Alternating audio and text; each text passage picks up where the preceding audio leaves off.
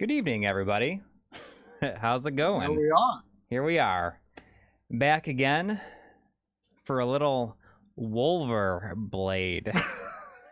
It's such a hard thing. We just recorded three sets of audio commentaries for patrons earlier. And every time we started, it was, well, here we are. Yeah, we're back again. With another. For yet another audio commentary. Yet another stream.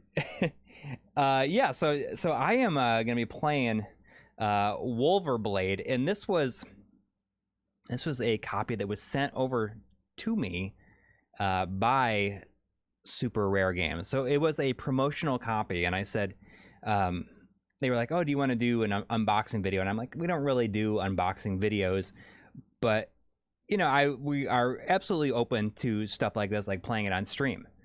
And they said, "Okay, we'll send it over and we'll see how it goes." So this, I don't really know anything about Wulverblade, except for it kind of looks like a mix between Golden Axe and Castle Crashers.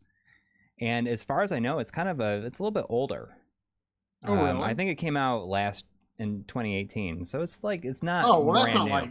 Oh, you mean the Super Rare release is older? No, the Super Rare release just came out. Oh, okay. Well, when you say the game 2018, itself, it's older. Yeah, the game itself is a little bit older. In the world of limited release physical releases, like that's not unusual. Right. It does look like it's got like a shiny slip it has cover. like a slip cover with it.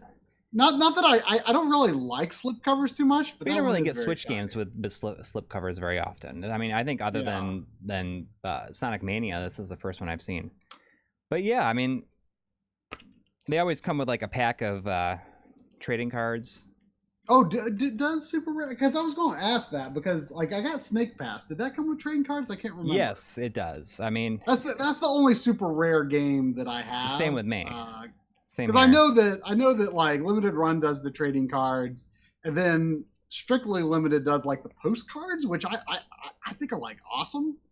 Because like they're a little larger than a card, and like I like that kind of more than like getting like posters with the game. Because like if I wanted to frame that, like I could, which yeah, exactly. I kind of wish some of the other companies would adopt that because I feel like Strictly Limited kind of has the coolest like toss-in freebie. Yeah, personally. Yeah, and their special editions are always really nice too. Yeah. But it comes with like kind of a little manual. It's a little bit of an art book. Well, I think that's pretty. Yeah, it's kind of standard for things like this. Standard fare for this sort of thing. But yeah, I mean, I don't really know anything about it except for, I mean, it's looks a little bit like Castle Crashers. So yeah, that's what I feel like. Castle Crashers was like one of the early like big deal download only games. Yes, yeah, I agree, and it still doesn't have a physical release. There hasn't been an announcement for any physical. No physical releases. Yeah, that's crazy. I see really quick. It was kind of a big deal when it got on systems like other than the 360, like got on the PS3. Like that was kind of a big deal at the time. There we go. I saw someone, I believe it was Reluctant Hero, before we actually turned on the stream. So they had gotten this good game. Choice for a stream game. So I mean, hopefully that is a vote of confidence and faith, because I'd never heard of this game. And, I mean, honestly, that's kind of how it is with a lot of these sort of limited releases for any of these limited release companies, because like I kind of use that as like almost like a filter, like for my interest, because there's just so many indie games out there these days, and like every once in a while I might buy a download game. Not very often anymore, but every once in a while.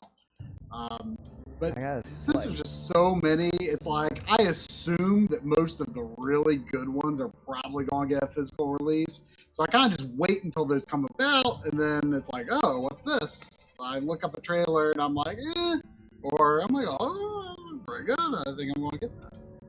So basically, we got the Axe Battler, Achilles Thunderhead, and the Tires Flare. Here. I'm just gonna go with a Caradoc. Okay. We'll see how that goes. Is he like the well-balanced one? Yeah. Really, the audio got choppy after the game started for some reason. We had a complaint about that with like choppy game audio like another week, and that doesn't even make sense. Yeah. Hang on. If he's most of the time people are saying it's just me, but then people are saying it's both of us, saying it's everything. Really? Like the stream health is good. JF says the popping gets better if you lower quality. Let's see if it gets any better here. I just paused my Dropbox and everything. Let's see if that helps. Oh yeah, that's never hurts. Some glitchy sound. Not that it should make a difference. Let's see what happens. Let us know if it's still doing it, and if it is, I will stop and restart for all sounds. Okay, let me just pause this, and I will stop and restart the stream really quick. That usually helps. Yep.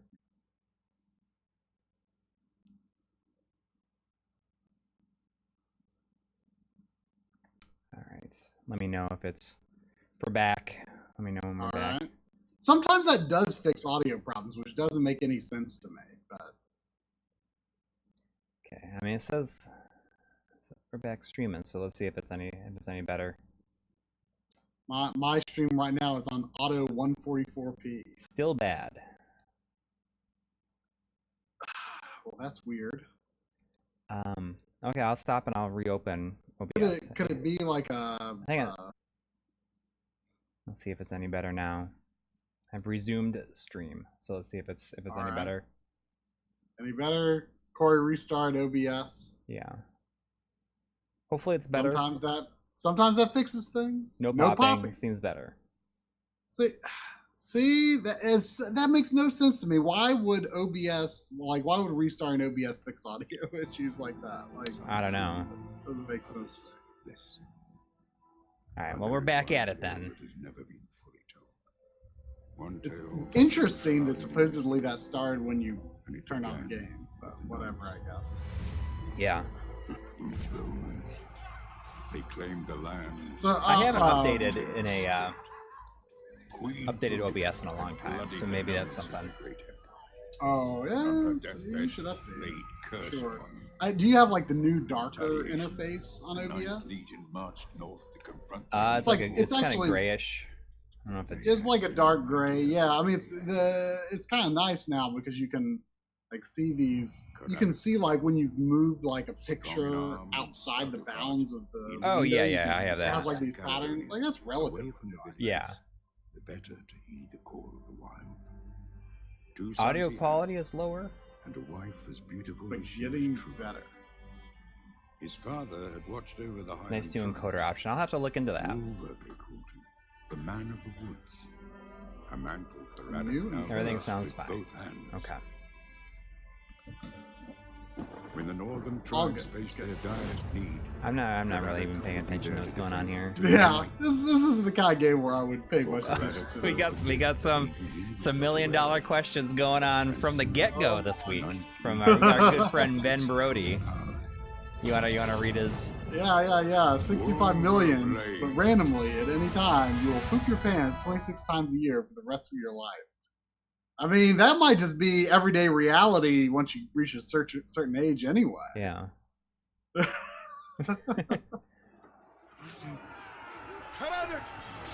mean, I don't know. Sounds pretty risky. Who are these cowards? I do not know their Marc. Yeah, they flash when they die. I don't know if I place that high of a value on money. My old friend, good to see you still fighting. I do not know what provoked them. You have to let me know if the game audio sounds alright. Many have already moved on to strike elsewhere. We must follow them. You help Galgacus put these fires out.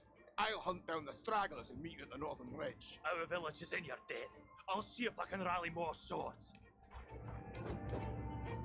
How's how's the writing? I haven't really been paying attention to the text boxes. Like it strikes me as a game that could have like some meme sort of writing. Well, I think of what was the what's that one game? The Viking zombie Vikings was very much like that. But Oh I yeah, don't know yeah, if yeah. this seems kind of almost a bit serious. That was one of those games we looked at in that like. And the More are coming. whatchamacallit? Please help. Yeah, I mean, it wasn't really it wasn't like a limited run type thing, but it was like the ones that you could buy on like Amazon, like the budget. Well, I think we termed them at one point budget. It was like a Soe. I heard thought another donation there. Yeah, we got another $5. This one from Christopher Beck. Thank you. He wants to know, what is the story around the green GameCube recording? Nothing exciting. It's just I got it off of eBay. I like the green color of it. Whoa, I can pick up severed heads and throw them. Dang. Hey, it's like a full-on item. You can use them twice. And there is a double jump, so. Can you like double tap dash? There seems to be a dash button. Oh, okay. But what's kind of cool is you can grab them. You can grab them Streets of Rage and Final Fight style and throw them. Oh, that's nice. You know, Drum and I finally beat Final Fight CD last Monday. Really? Yeah, that was like a year in the making. Awesome game though, right? Oh yeah. Like, cause I got the game when we were in Japan. Right. And I'm pretty sure we started it not long after I got back, and but like not too long after that was when Drum's hands started hurting really bad. Right. And so, like, you know, he still kind of got some problems, but you know, he's doing a lot better in general, I think. And, you know, so we got back to Final Fight CD, but it just took us a really long time. Like, it was just a really hard game for us. But what's interesting, we learned it from Retro Morgan, who's here in the chat. Difficulty modes don't do anything. Really? Yeah, That's hilarious. they don't do anything. So we just played on the highest difficulty level, so we could say that we completed it. Wow, I had no idea. It's kind of funny.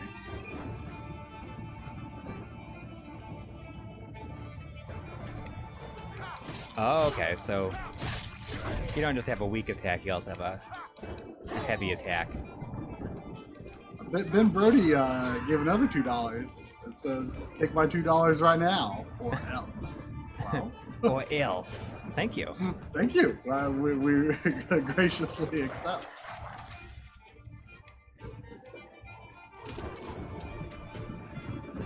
So far this seems pretty cool. A little bit better than I Yeah? was kind of expecting. What controller are you using? I'm just using the Pro controller. I was actually kind of playing earlier today. I was playing some Mario Maker with the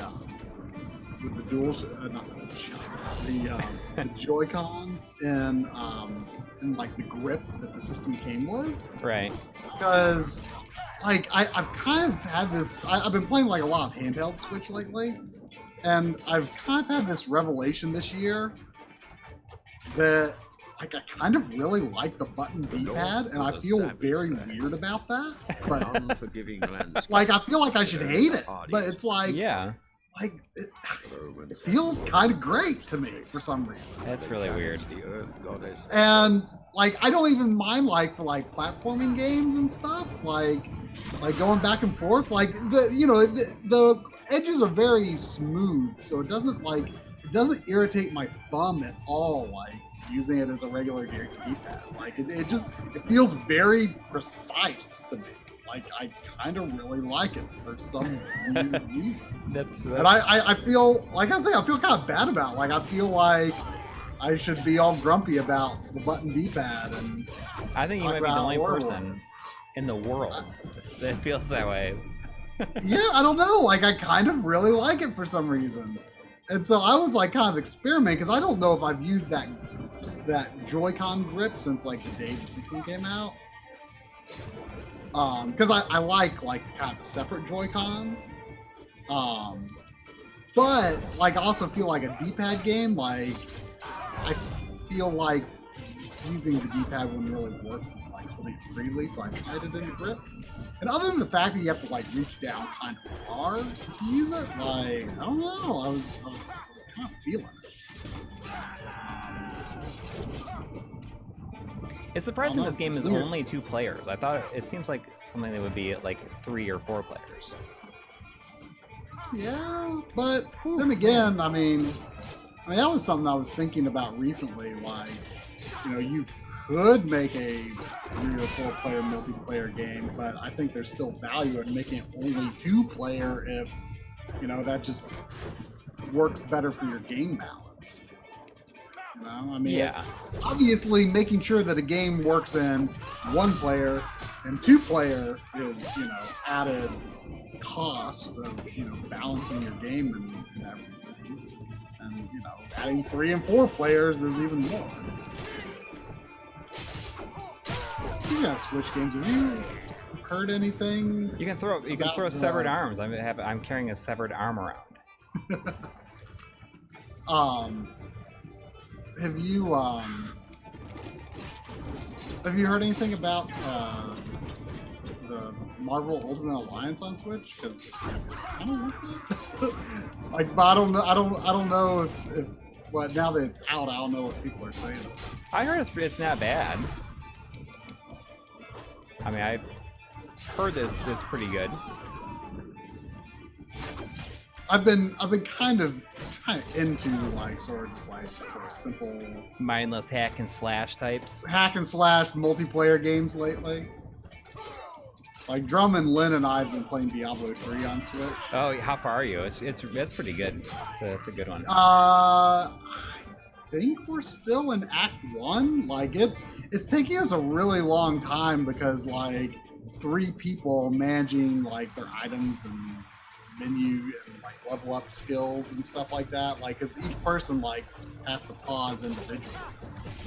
So it's kind of taking us some time. We set a rule now though that we're only allowed to go into the menu when we level up. So any items that you pick up, you can only look at them when you level up. That's cool. It's okay because it says new next to it. So that's our new rule. But yeah, I mean it's really good. And the Switch version is like very impressive. Like it is super smooth. It's good looking. It has pretty short load times. I'm very impressed. Like because I've certainly seen, you know, less Whoa! less complex looking games. I guess I can use my super attack. Oh yeah. I was wondering why it said press the L button in the corner there.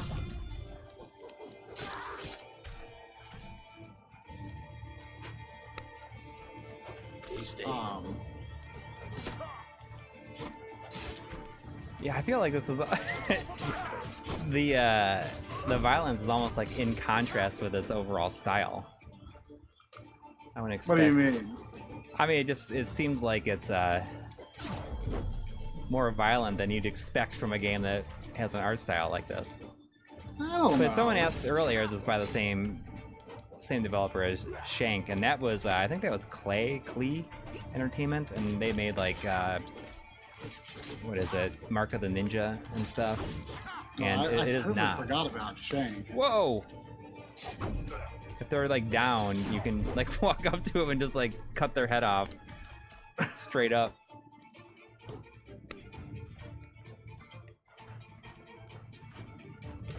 I knew I could eat that chicken. That chicken. Well, I want that mace though. The hardest thing about Final Fight CD though was that there's 5 continues. And you gotta split them, right? You gotta split them, and so that means that like each player doesn't get As many as many continue. continues. So, because you use 2 continues to start the game for 2 players, Right. and then you only have 3 left. So that makes things pretty tricky. Yeah. So I mean, how there was- many continues did you have left when you beat it? Oh, we had none. So who got but- to use the extra continue? I don't remember. Most of the time, it was me that used the extra continue, but not always. But that's the tough part. I mean, it's tough to use that extra continue when the other player has like 1 more life or is on their last life and almost dead. Yeah. One thing that's interesting, if you let your counter, most of this is tips from Retro Morgan, who watched most of our Final Fight streams. Oh, cool.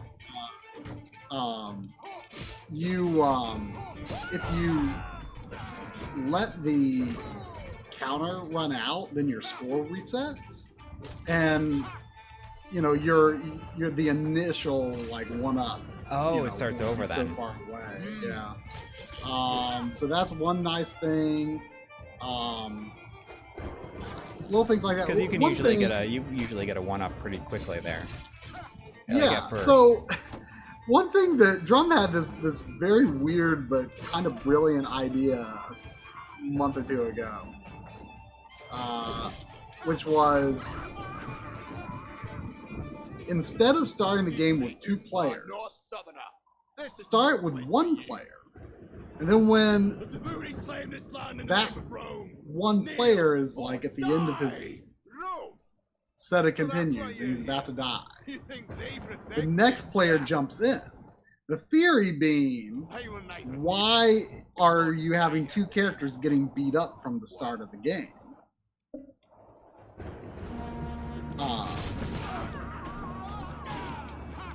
So you're just skipping cutscenes? Yeah, I was like, I mean, it's not like we're paying attention to the story. Yeah, it is what it is. The theory was, why do we have 2 characters taking damage from the beginning of the game when you could have only 1 character taking damage, and then use your first continue to, bring that character in, fresh as a baby, no damage taken, no lives lost, around level 2 or 3. And for Right. some reason, we did worse doing that, and we could never figure out why, because in theory it felt like it made sense. But we always did worse when we did that, so we just went back to both of us starting at the beginning of the game. And maybe just it took you a while to get acclimated each time. Maybe. Yeah, I don't know, but it was a tough game for us. It was like I was never like sick of it though. Like even though it took us like forever, like I was never like, I'm so done with this. Like I still. Do you think a big part of that was how good the soundtrack is? I mean, that certainly doesn't hurt. It's an incredible soundtrack. Yeah. And that's why, can't claim, I would I even... can't claim any familiarity with the original version soundtrack, but like, there's no way it's as good. Right. It is There's no definitely way. not.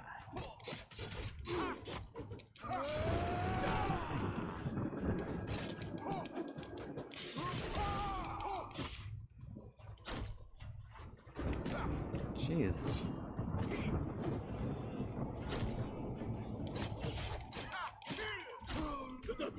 So next week there won't be a stream next week because we're going to be Oh, that's right. In Long We'll be Island. traveling back yeah. from Long Island Expo. I'm excited about it. Me too. Yeah, it's been almost a year since. Well, you went to like Cincy Classic, but Right, but that was it's just been a year because since it was I've here. been to a convention at all. So I'm definitely excited.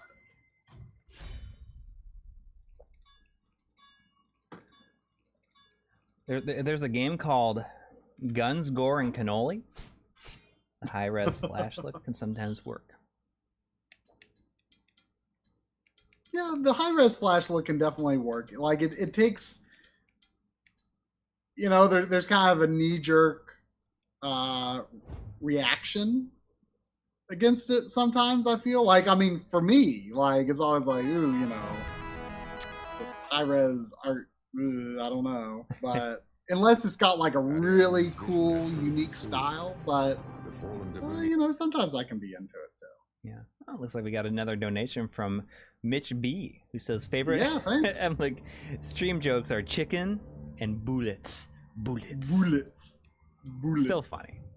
It's still funny. Bullets. Chicken. That was also from Chicken. Yeah. the same game, right? Zombie. What's it called? Zombie. Zombie Revenge. Why would I? Zombie Revenge. Yeah. If you grew up reading Game Fan magazine, you'd also know that they. Whoa! Why did it take me back there? Can I continue? Yeah. Well, I hope so. I hope. What Yeah, happened? me too. What happened? I don't know.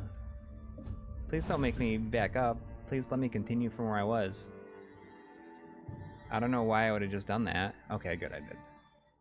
Oh, weird. It's like backwards in a way. What's backwards? It's B backs up and A is select. Well, of course A is select. I wasn't, usually it's the other way around. I mean, sometimes. But no, it's not usually the other way around. You're playing the Switch. Oh, well. Sorry. Switch Maybe it is but I always I might have just hit. Yeah. You were in Xbox mode. Yeah, I guess so. I was gonna say something else I forgot though. Oh, if you grew up reading Game Fan magazine, you would know that they often referred to like free stuff that they would get, you know, from game companies if they like sent them anything, like swag. They would call it. They called it chicken. got some chicken from like like Midway or something. Yeah, got some like we got some chicken from Super Rare Games this week. I mean, I feel like we could adopt that and like have that. I mean, I like chicken. Yeah, we say we got like freebies. You know, we can carry that Game Fan torch and like if we ever get sent anything, like any like promo or review copies, we call it chicken. We got that chicken.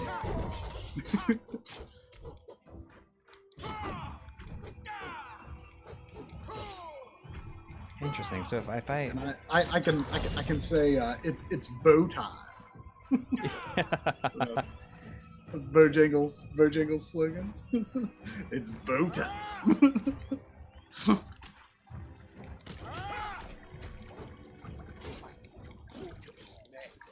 Those bastards will pay for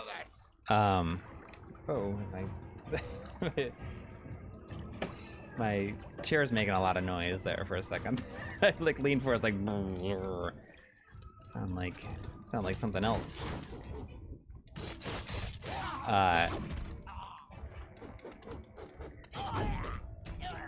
So yeah, I mean, I think that I'm into the idea of calling it chicken. Sure.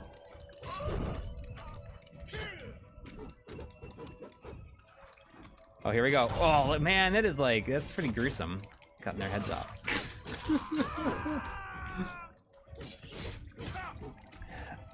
So I got So you're going to finish an episode for releasing on Sunday. Yeah, I mean that's my goal. I mean, I've a bit of work to do this week. It was very, very difficult for me to get stuff done last week. I mean, I tried to, but it's like either if I had any downtime from my mom was visiting last week, so if I had other downtime, it had to be filled with freelance work that I had. But I mean, I have a good amount done on the next episode, but I still have to write a couple of segments, and I'm kind of writing and you've captured a lot of gameplay. Yes, exactly. But I mean, it's going to be kind of like I said before. It's going to be kind of a throwback. There's not going to be It's not gonna be too complicated or anything. It's just gonna be. Just a game episode. Yep.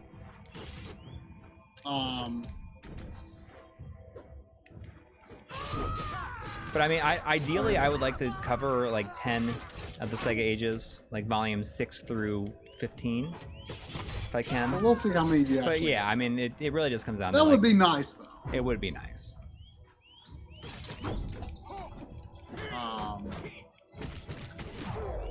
Yeah, I'm excited about Long Island. Oh, see, we got a donation from our good friend SSJN. He says, Gamepan was all about chicken and strawberry milk. What was the strawberry milk? I don't know.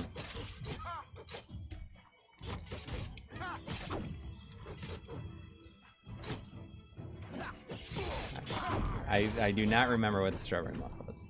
But I do know that they said that like they had another term for people that were really into games. They'd call them sausages. For like people that were like really in the games.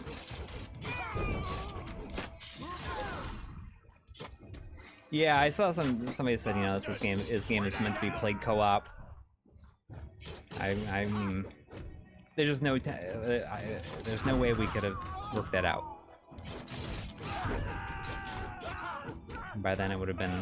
Yeah, I mean, I rarely play brawlers single player, but yeah.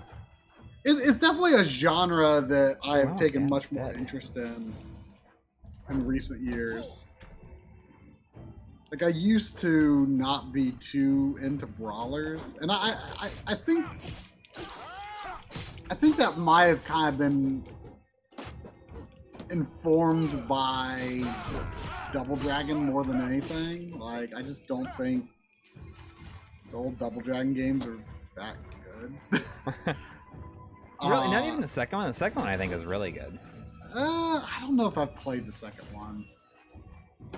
I mean, mostly this is based on the first. I'm just.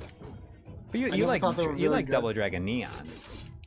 Oh But yeah, that's I mean, newer, I guess. Yeah. it's different and mostly for the aesthetic. But like, Yeah. it was really like Streets of Rage when I started really trying those games that I was like, oh, I kind of like this.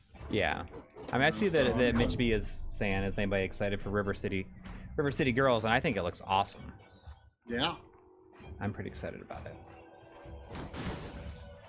I did the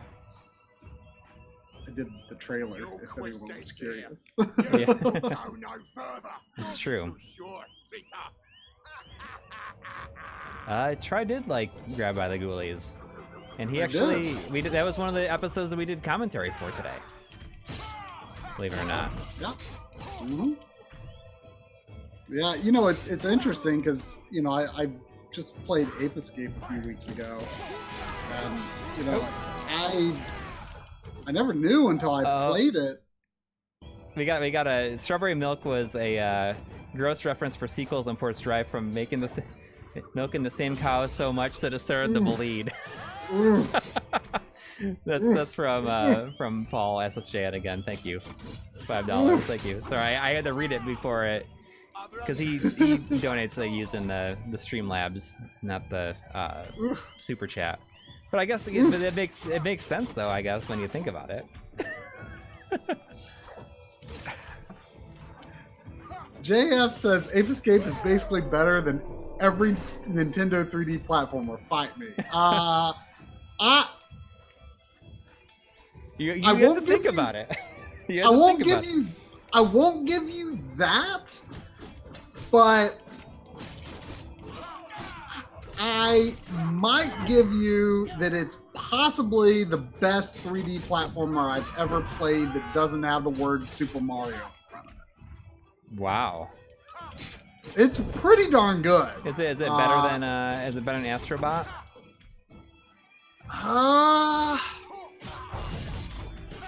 That's kind of tough. I mean, it's of a similar There's vein. probably a lot of the same people that worked on both of them. I wouldn't be surprised. I mean, they're both Japan studio. Or is They're both Japan Studio. I mean, Japan Studio is really good. Yeah. I am afraid I would say that Ape Escape is better than Banjo. Like, I like Banjo, but I definitely don't love it as much as a lot of people do. Banjo is not very replayable to me. Just because, like, mechanically, it's not that interesting, I don't think. Like, compared to something like Mario 64, where there's just, like, so many ways you could approach a situation.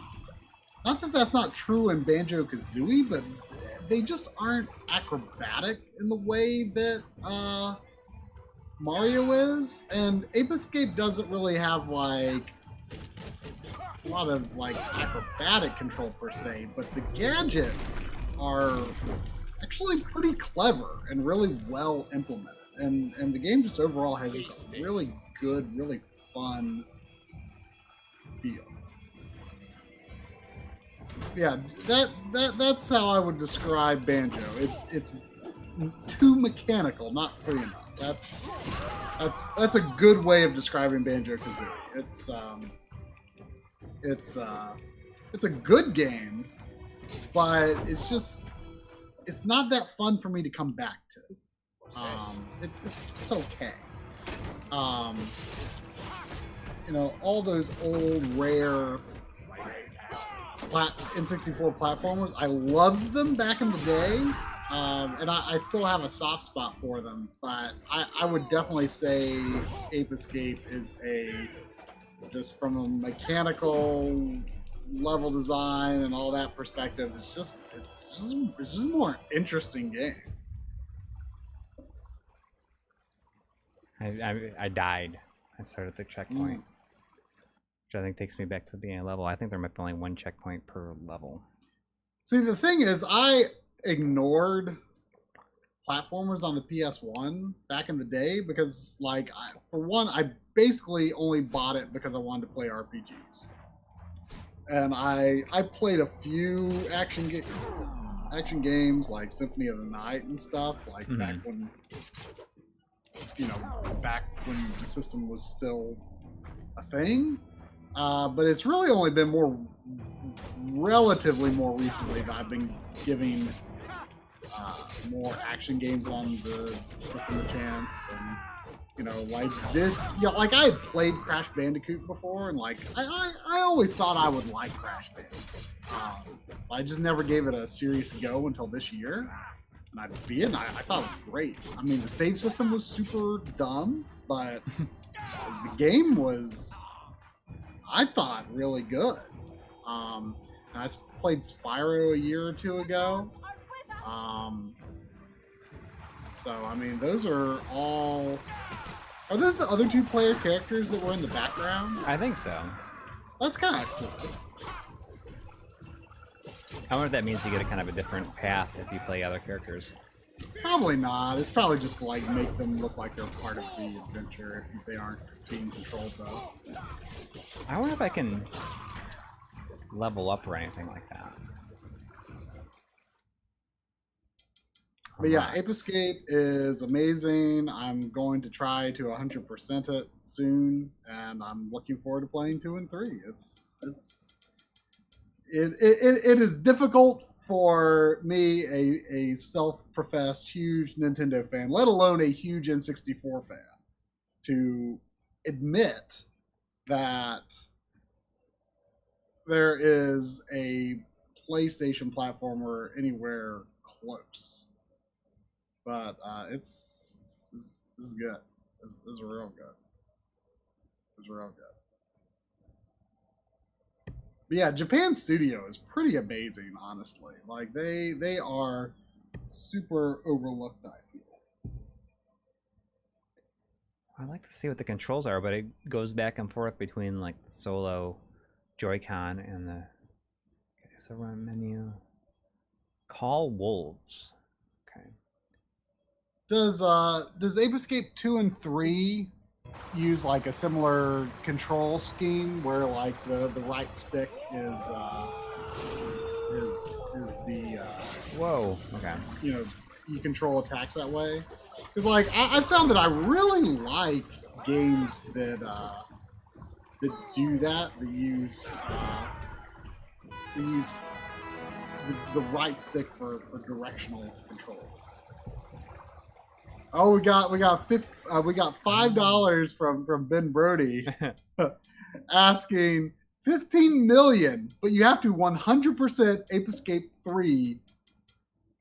Oh, 100% Ape Escape 3 times per week for the rest of your life, or else Coury gets the money. Also, your car and your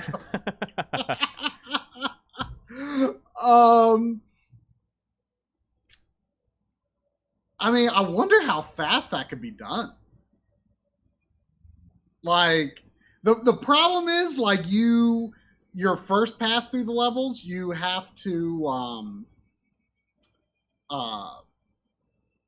like get a certain number of monkeys, and then you're warped out of the level, and then you move on, and then you get to the end of the game, and then like the bad guy escapes, and you have to get all the things.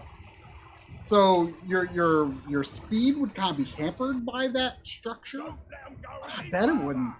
If you like knew what you were doing, I mean, you could. I'm sure you could knock it out in an evening, easy. 3 times a week. That's 3 evenings. I mean, that's better than having to do it every night.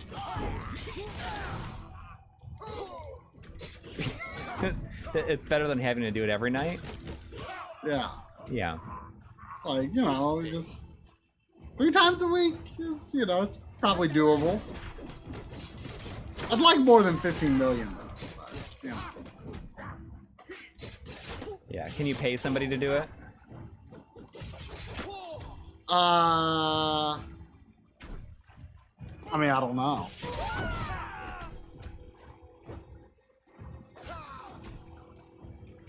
Probably not. I mean, if so, I could turn it into like sort of like a charity for Ape Escape speedrunners.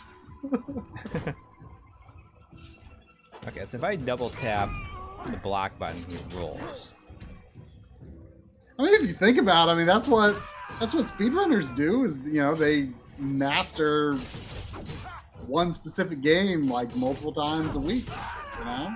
Yeah. Maybe multiple times you know a what? day. I think you should do it, and then I would do everything I could to make sure you couldn't do it, so I just get the money. You know what? How about you say yes, and you fail so that I get the money, and then I just split that with you. Yeah, but you also have to get my car and Sandy. Okay, well then, you know what? Then I'll give them back then after I'm done. After, I mean. Yeah, I mean, I guess there's nothing in the rules that says you can't give Sandy back. I mean, you know, a car is replaceable. What's this? Yeah, I like that one because there's a good loophole.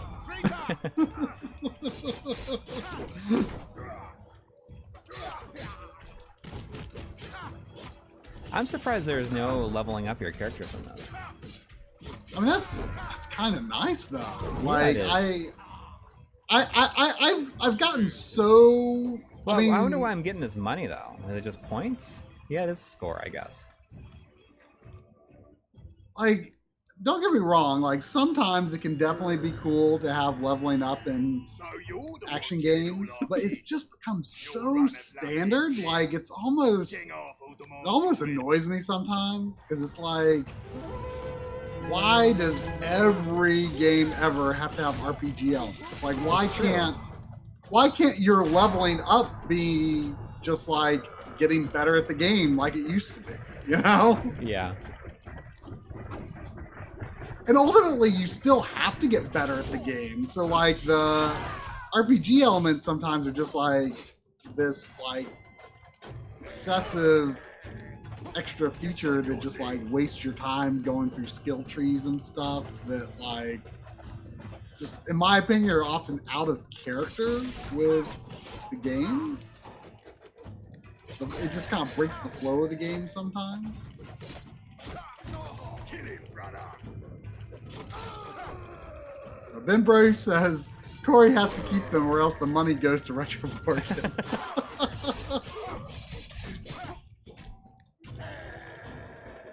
Okay, then. And then Retro Morgan can break the loophole. Yeah, we keep on doing it, and then you. I'll take a three-way split. That's okay. Yeah, and then it goes, As long as I get to keep But the thing standing. is like you take that money, you go on a spending spree, you buy a house, you buy everything, and then you mess it up. Does all the things that you bought with it also go to that person?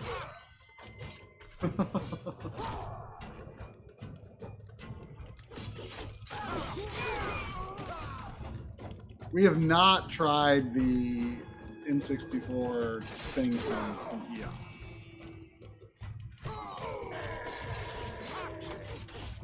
But I mean, you know, we want to do like an N64 updates video, kind of how we did like a GameCube updates video. right, and it's gonna be kind of a Ultra HDMI I don't- deblur. That's like a deblur face-off type thing.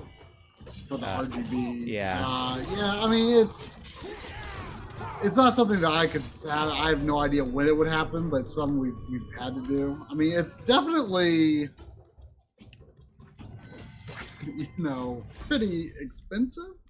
It's more, I mean, it's pretty hard to get past that price point for an S-Video upscaler. But I mean, based on what people are saying, it sounds like it is good for what it is, but there's no way that it is worth that money. I mean, yeah, that's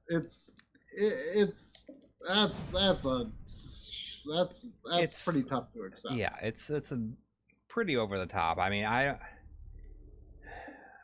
don't know how I mean, much especially when you could went into it, but get a retro tank and an S-Video cable. I mean, Bob, I was listening to Bob's most recent podcast earlier today. You know, Bob was talking about the Retro Access S-Video cable for Super Nintendo N64 and GameCube. And he's like, you could buy that and a retro tank, and then you could use it on 2 other systems.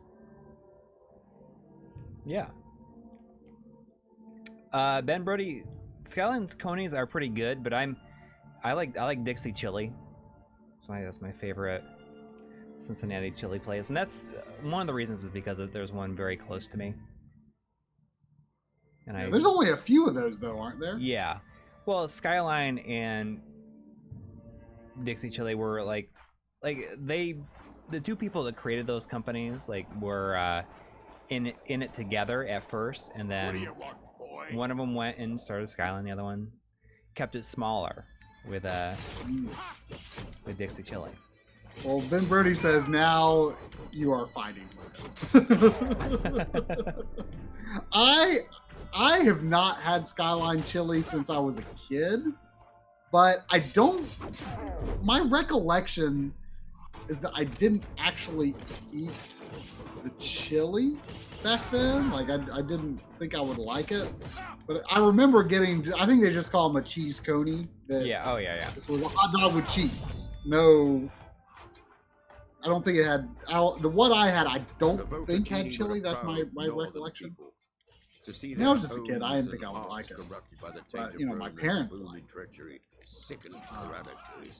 But that's not true, because I remember one time we were passing through that area on vacation a few years ago. We did stop at the Skyline Chili, and I had the chili. And one of the grocery stores around here actually has frozen Skyline chili, and it's actually really good. Like it keeps better frozen than you would expect. But yeah, when I've visited you, I've had Dixie chili. But I've also, you won't go to Gold Star chili. I mean, but I had will. I mean, it just. I had Gold Star chili one time on my way back home from your place, and I also had it one time when I had a layover in the Cincinnati airport. Mm-hmm. I think it's pretty good. Yeah, I mean, you're not gonna find like none of them are bad. Obviously, you can prefer one over the other. I mean, I'm not gonna say no to any of them. Honestly, my mom's been into making Cincinnati chili recently, actually. Yeah. And she's the recipe she found online is pretty spot on. I think I cut that guy's arms and head off. What's the next RGB 200 console? Probably the Wii. Yeah, but it could be Dreamcast. It really it depends. could be Dreamcast. But probably Wii. Like, realistically, probably the next 3 in no particular order are Wii, Dreamcast, and PC Engine. Worth heading our way. Yeah, well, there ain't no one getting past us, is there? That's for sure. Yeah, we'll cut them down, no Can problem. I skip this? Yes. What's the latest information on the HD Retrovision cables for Dreamcast? I thought you said they said something on Twitter. Yeah, they said something about how they're like they put it in for like a prototype or something like that. Like they sent it away, like they have a prototype manufactured. So they're moving along. So it sounds like the circuit design is probably done. Yeah, I mean it's probably close.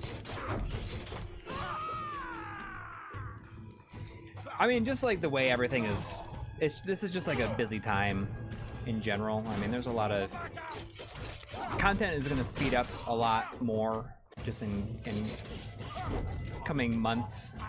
Once the mega mini series is well, not only that, but I mean, once my kids are back in school. yeah, and that'll help a lot. Yes, exactly. That's been a huge time sink in terms of the amount I can get done. But yes, there are definitely plans for an Xbox episode. We just don't know when. How do the Wii HD Retrovision cables compare to the Nintendo ones? I mean, I've got a set, but I haven't really tested it yet. Based on what Steve told us, he said that technically they're better, but you probably won't see like a tangible difference compared to the official Nintendo cables. Unless you're using like 720p or higher on a Wii U, which, if you have an application for using analog cables on a Wii U, he said that it is better at higher resolutions, but for 480p, he said probably not a visible difference. It's just that they're offering a new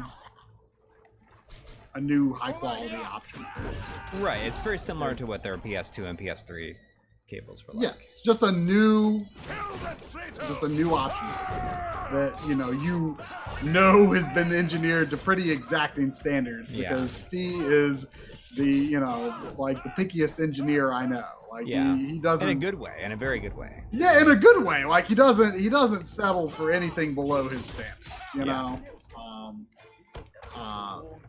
But he's also realistic about like what kinds of parts to use to keep costs down as well. But it also has to like meet a certain standard. So I really, I obviously want to do my own tests on them, before I say anything definitive. But I will say that I totally we trust trust Steve on that. I saw Craig Wan a bit ask if we eat Mexican food, and the answer is very yes. Yeah, I had some earlier today because my kids are at the grandparents until Wednesday, and my wife and I always go out to La Mexicana, which is a local Mexican place. We went there earlier tonight. I would say the way that a dish is prepared from place to place is going to be so different. But like kind of my go-to, especially if I'm at like a Mexican place I've never been to before, like I really like Mexican pork. Like I like to try like pork carnitas. That's like kind of like my go-to, like, oh, I want to check this place out. And if they have, not every place has pork, but I do like. Oh, you're talking about like the El Pastor tacos. Like I like that. Like that. I don't normally get sometimes. tacos. I don't normally get tacos tacos out though. Because like my mom's tacos are so good. They just never compare. Really? Wow. And part of the fun of tacos to me is like building the taco. Oh. Like, you know, like if I'm at my parents' house and, you know, we're going to have tacos, like, you know, we've got like the lettuce and the cheese and the salsa and the onions and the meat and, you know, whatever else that we might put on it. Like we like pass it around the table and like build our own tacos with it. Like that's like part of the experience to me is like putting what you want in. Like if I would just as soon have like a burrito or something if I wasn't going to be building it, you know? I saw someone say they're sad that the last of the Don Pablos closed down. Is that true? Is that like, I mean, are you saying the last Don Pablos in your area, or is Don Pablos all died? Because that was like a kind of a staple for us coming back from too many games. With although we haven't done it for 2 years now, so but still. Yeah, when we came back from too many games, we stopped at the Don Pablos at Christiana Mall in Wilmington, Delaware, which was like, that was one of my old haunts back when I lived in Delaware. And yeah, so we were always like, oh yeah, let's see at the Don Pablos. It was kind of nostalgic for me. So that was our tradition. We probably did that like what? Like there was a Don times, Pablo's maybe? here that closed down last year, but now it just turned into another Mexican restaurant. Wow, gone completely. That's kind of sad. It's kind of sad. I mean, most of the Mexican restaurants that I've liked recently haven't been like. When I just picked that up, he goes like, meat. Most of the Mexican restaurants I've been into lately haven't been like big chains. Like most of them have either been local chains or just one-offs.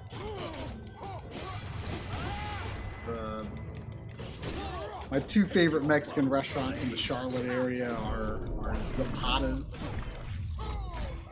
which I actually had like last week. I think it was a week ago today. I had Zapatas. And Azteca. Although I think there are lots of Mexican restaurants called Azteca because I've looked it up online before. Oh, it's like I don't think it's the same. So there seems to be some sort of pairing system in this, because I can block at a certain time and everything will slow down. I can't quite figure out how it works. Cheesemeister says, whenever I'm in Osaka, I like to go to El Zocalo Burrito. I can't imagine eating Mexican in Japan, but I would be very curious. That was one thing, you know, when we were talking to Jimmy in Japan, and we actually met one of Artemio's friends, who is also from Mexico. He was living in Japan at the time as well, and you know, I asked him, I'm like, can you get good Mexican food in Japan? And he's like, no.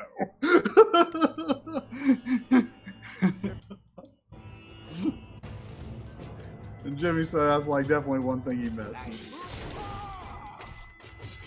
I mean, Mexican food, like if I'm with my parents, like Mexican food and Chinese food are like the two easiest things to get us to agree on. Like if you don't want to have a lot of back and forth on your lunch out decision, you know, go for Mexican or Chinese, and it will probably be a yes for everyone.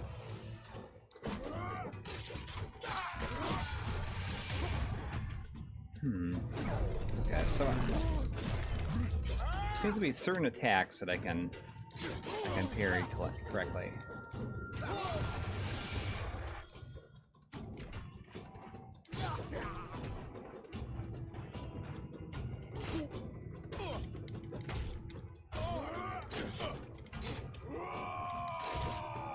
Thoughts on Switch Lite? I mean, I don't need one, but I'm glad it exists. Yeah. I definitely have questions about how much cost saving, if any, exists from not having a TV output function at all. Like, because I know it uses the same chip that the new regular Switches are using. So, like, what are they really? Where's the cost savings? I guess I would like to know that, but I mean, it's $100 less. I mean, that's not bad.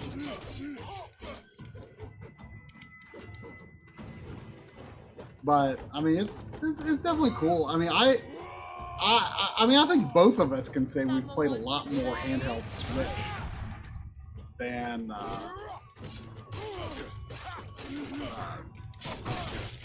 we ever expected. Maybe if you attack them when the exclamation point appears over their head, you might. If you block that move, you might be able to parry.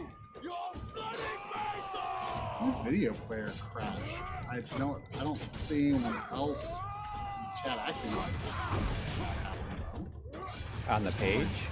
Weird. Yeah, it's like the video player itself just like crashed. Like I got an error message on the video player. Are we going to do a review on the TurboGrafx Mini and compare it to an original console? Possibly. I mean, I think we both pre-ordered it. Yeah. Ideally, I'd like to get the PC Engine version, but you can only get it in Japan and get the Japanese one, which I mean, it's fine. That's probably what. Yeah, I mean, I pre-ordered the. But I guess I could pre-order that version now because I pre-ordered the normal one, the North American one. But I want the PC Engine version. I mean, I think the TurboGrafx is a stupid looking console, and the PC Engine is one of the coolest looking consoles. But Yeah. I decided to get the American one just because I don't have an American TurboGrafx, so it would just be a thing to represent in my collection. But yeah, I mean, we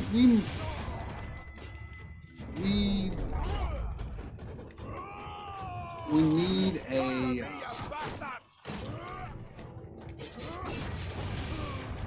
I mean, yeah, I mean, we might do an episode on that, but I can't say for sure. We're definitely going to do stuff on the Sega Genesis Classic, and we're planning to do something kind of experimental with that, actually. You want me to talk about it? Yeah. So Coury is actually getting a early unit of that. And what's kind of weird about it is that there are 2 embargoes. And basically we can release a preview video on a certain day and like a review on another day. And we thought, you know, like we wouldn't normally do 2 videos, but we thought like maybe this could be a interesting way to experiment with another format that, you know, maybe people would be into. Basically, like if you kind of think of, yeah, like if you watch Digital Foundry, you'll see that Coury and I have actually like kind of guested on there a few times with John Linneman, just kind of to, you know, just as a person to talk to while they bounce information around.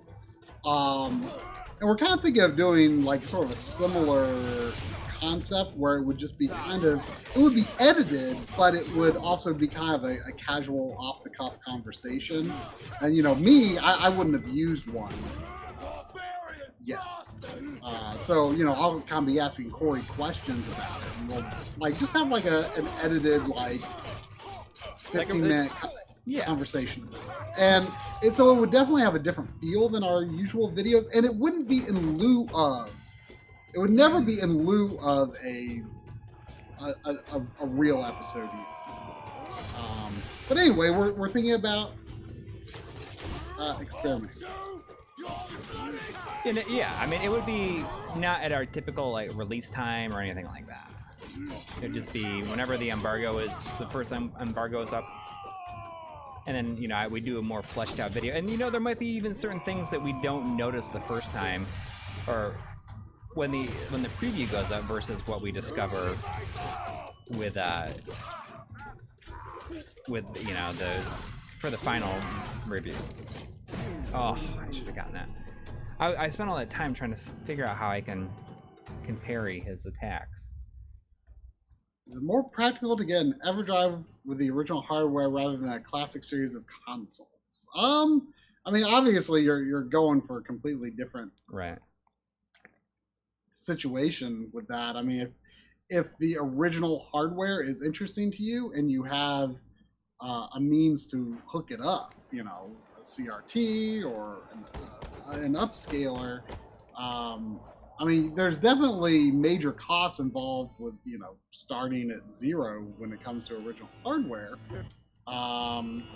But I assume you're talking about hacking a classic console. It basically just amounts to, is there value in the original hardware experience to you? And if not, then the classic consoles or whatever probably is fine for you. I don't know much about compatibility in terms of like can you play 100% of the Super Nintendo library on the SNES Classic without major problems? I don't know. I believe you can play virtually everything on SD2 SNES, but certainly not a Super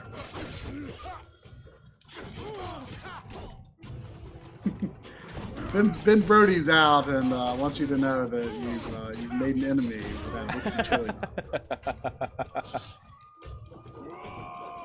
We had a $1 donation from RAF 888 with no message. It looks like I think goes through the stream. The stream labs link. Thank you. Thank you. Thanks for the opinion on what. On EverDrive versus classic console. Yeah, I mean it's hard to say. I feel like the documentary series that we're working on could kind of help people kind of address those kinds of questions for themselves in a sense, because it does cover a lot of topics like that. I think it really breaks down sort of the accomplishments of emulation and original hardware and FPGAs and stuff. Like, it doesn't really get into the weeds of like comparing them or anything, but I think it's a very good overview of what these things are and why someone would choose one or the other. Giving all of it, it's due credit. I'm pretty excited about how that aspect of it is shaping up. Because I very much set out from the beginning wanting it to be almost like something that attempts to be like reconciliation for hardware people versus emulator people and how much arguing there is with all of that. Am I missing And something? it's just like, come on, like y'all just play how you like, and here's the virtues of all of this, and and why all of it is important ultimately. That was definitely a big goal of mine with this from the beginning, and it certainly helps that everyone we interview is like, I don't care how you play. Most of those people are hardware people that we interview, but like it's like they give lots of good perspectives, for all sides of that equation.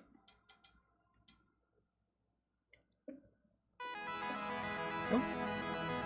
We got another donation from our RAF 888. Says, does 480p component CRTs get the same input lag as LCD TVs? Nope. I mean, yes. I mean, no, but I mean, in some ways, it's kind of a trick question because, to my knowledge, there's no such thing as like a consumer 480p TV that isn't also an HD CRT,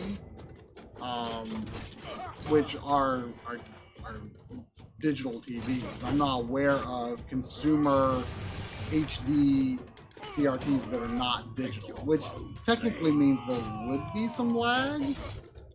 Like light guns don't work on those. But now if you're talking like PVMs, like a 480p PVM, no lag like that, because it is a true pure analog device. At least the image generation part of it is analog through and through. Whereas there is like an HD CRT is going to have the interlacing processes and stuff, which in theory may not affect 480p that much, but I don't have my HD CRT anymore, and I would love to test the time sleuth on it. But I can't do that anymore. Time sleuth is a really kind of fun device. Like I've come up with a lot of scenarios where I was able to test stuff that Eat this. oh, what's that?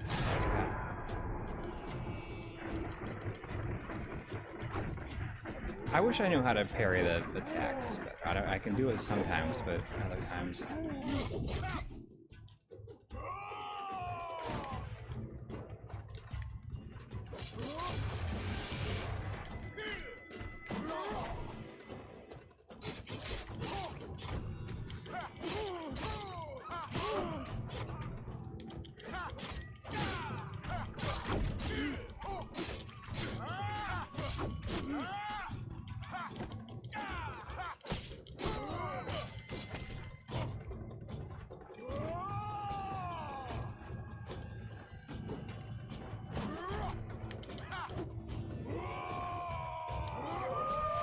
Call out the wolves. Is that your summon? I guess so. Huh.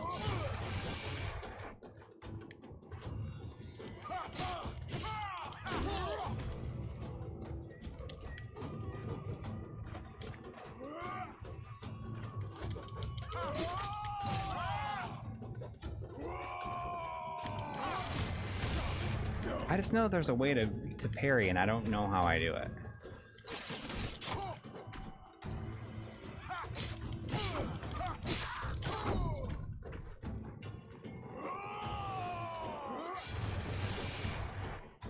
I think, talking to about software emulation,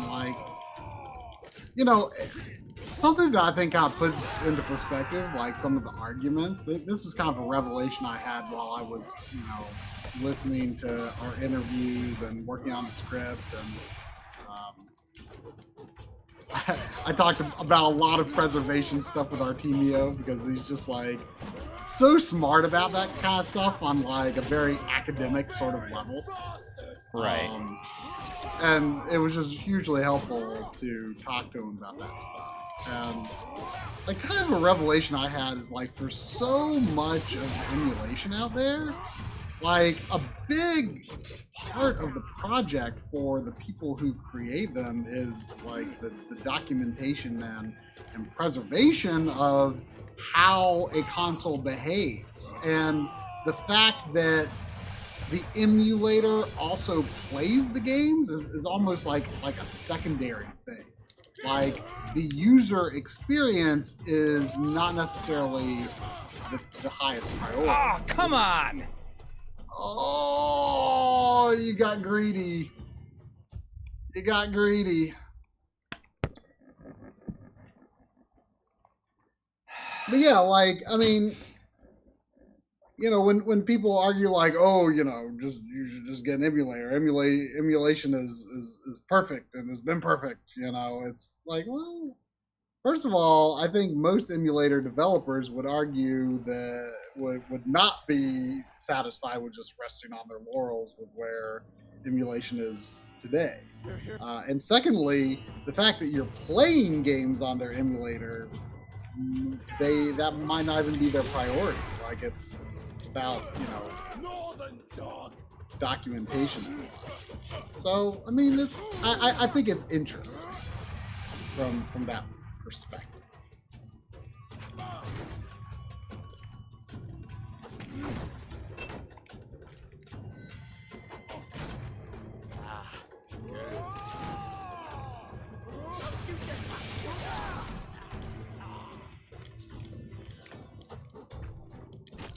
Why buy a car when you can put it on a Raspberry Pi?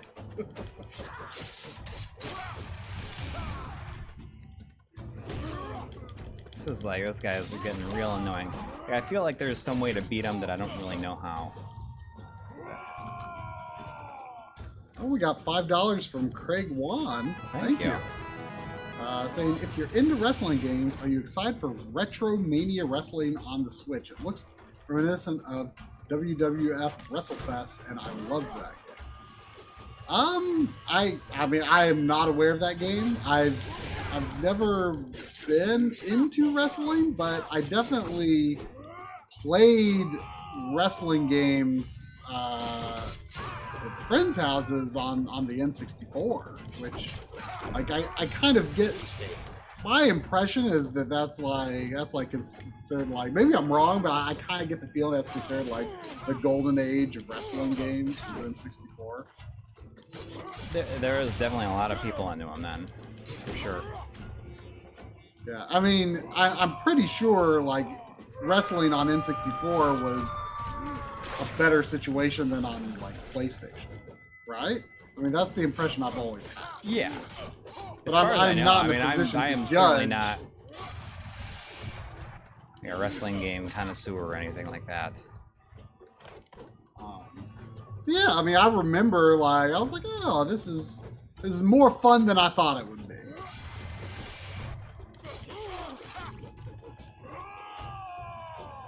No Roman doctrine will stop me.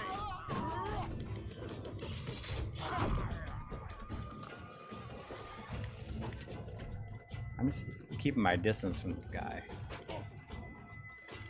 Doing an episode on the Fire Pro Wrestling series. That's something that I've always kind of wanted to learn a little bit more about, because it does look kind of interesting.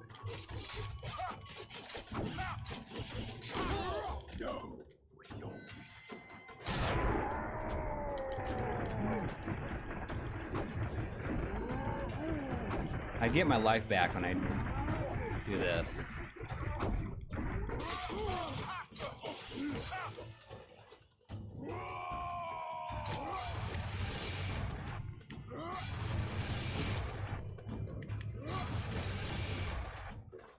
What you got? Northern Dog.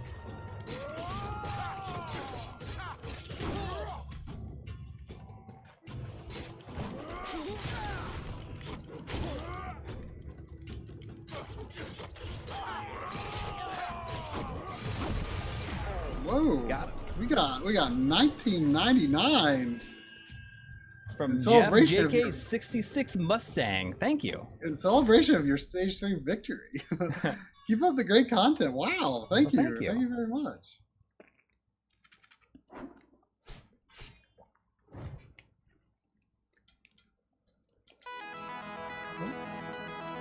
He doesn't remember your initials. We got Christopher someone- Beck is someone- asking if we paid a lot for our PDMs, and 13 inches is definitely acceptable size. Yeah, if you're able to have a setup where you're like Sit fairly playing close to it. at like a desk, if you're like seated at the desk and you're playing it, then it's fine. And there's definitely it's like almost preferable in some cases. there is certainly a crisp look to just like how like packed like the sharp image is, like in a smaller space. I don't remember how much I paid for my 13-incher. My 20-inchers have ranged in price from $40 to $100 to, or actually I think it was $80 because I think we kind of bundled them together. Right. And the 20L5, I forget how much it cost, but it was probably between like $250 and $300. It was not cheap, but it was worth it. Time was against him. Craddock knew he must bring down the watchtower at Wulverblade before the signal fire was lit. He could ill afford to wake the attention of Fort Romanium. I saw someone asked, what was it?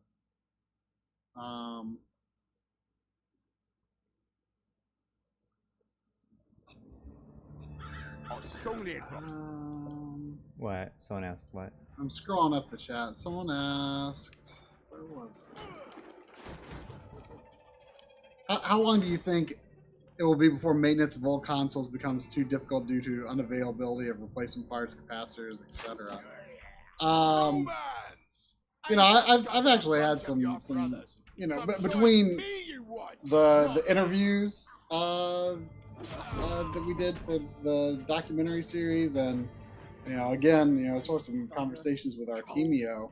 You know, I've kind of been immersed in that recently, and you know, certainly there have been situations where, like, you know, one of the chips in a Super Nintendo might just go bad. That's uncommon, but it is possible. But for the most part, you're really only worried about capacitors, and those are like, you know, I believe for the most part, pretty much standard values that, you know, you could replace with a capacitor that would, you know, almost never go bad.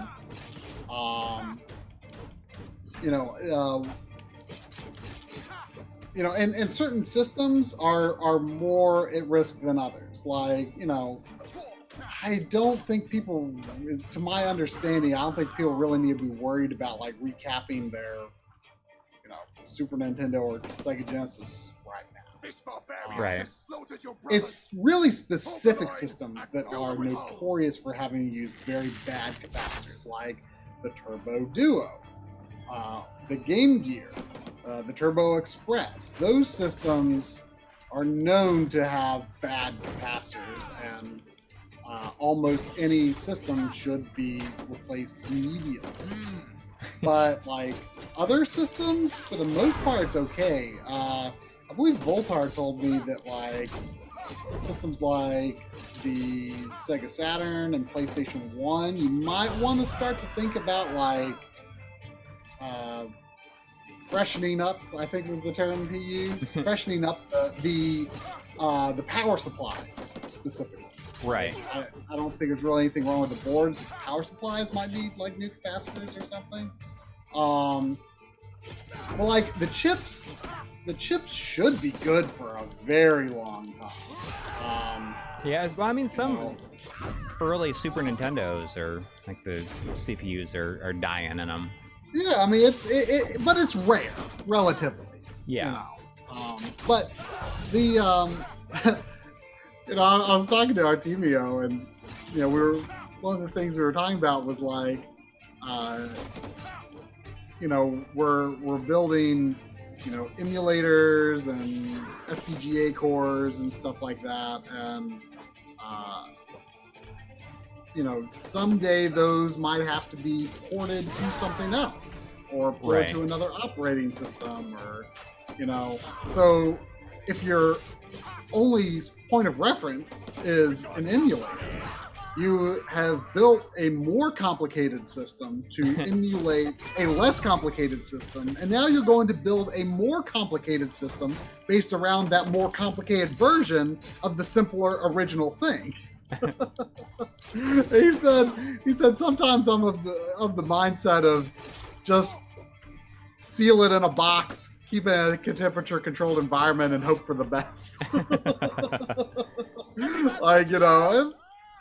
It's an interesting perspective. For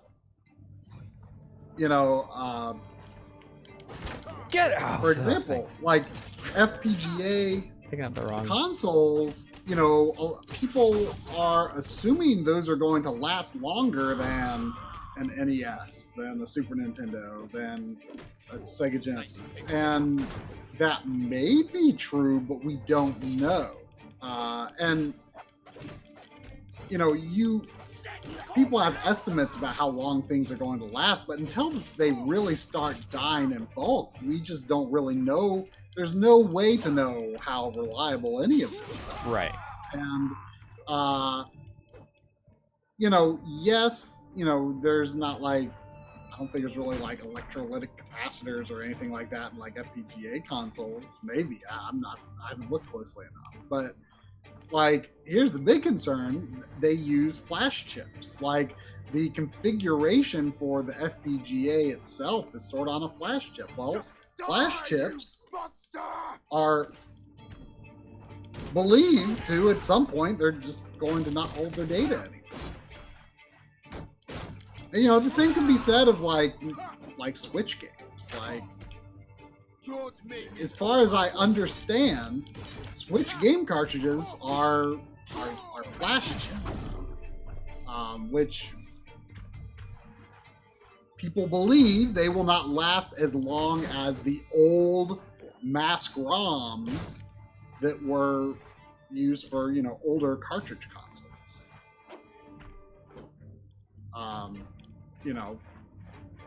They'll hopefully outlast our lifetimes, but we don't know for sure.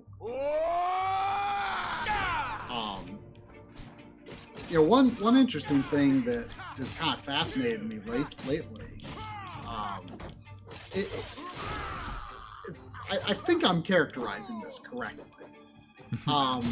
Like mask ROMs, like the ROM, the style of ROM that is in most old consoles, is called a mask ROM, and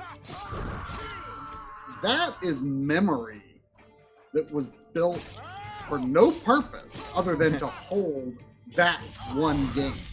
Like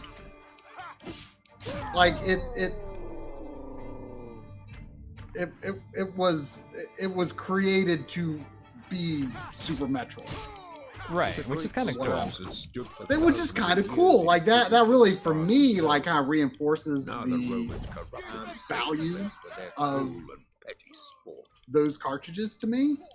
But like something like a flash chip, which is I am almost positive the basis of like Switch games, DS games, Vita games,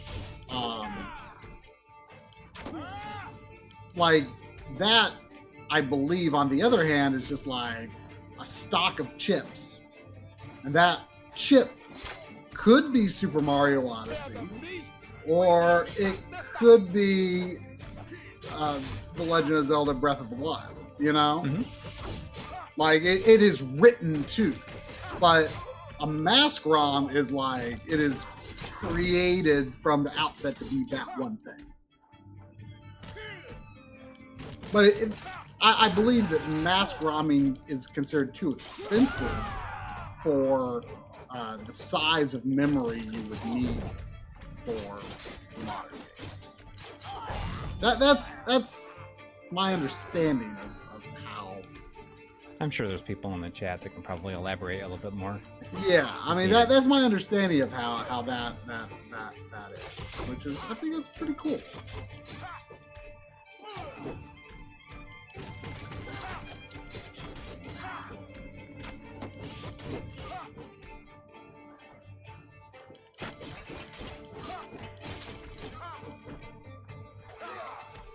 So my overall impression of this game so far is like it's okay. you seemed I'm like a at the little bored. beginning. Yeah, at the beginning of the game though, you were definitely like, oh, this is better than I expected. Yeah.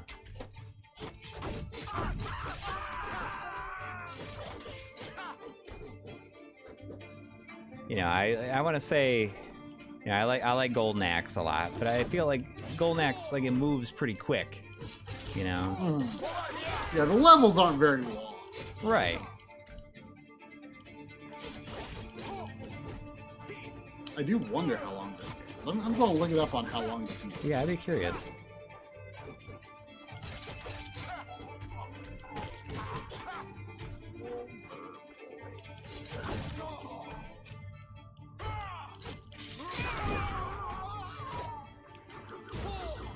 Well, there are a few submissions on it. It looks like it ranges from 3 to 4 hours. Oh, that's not too bad. There's one comment that says, game got a little easier when I switched to the woman character. Huh. So I wonder if she's got some nice abilities or Maybe something. she's faster. Yeah.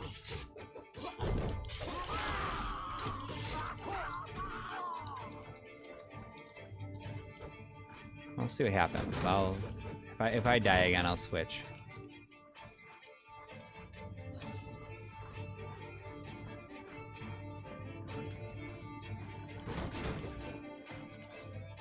I mean, the music's a little boring. I mean, I don't know. It's I mean, music is often boring in modern games. yeah.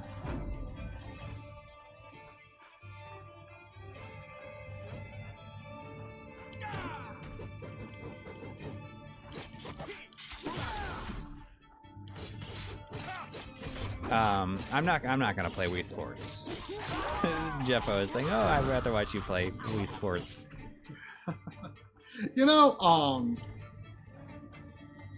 I kind of have had this idea a week ago.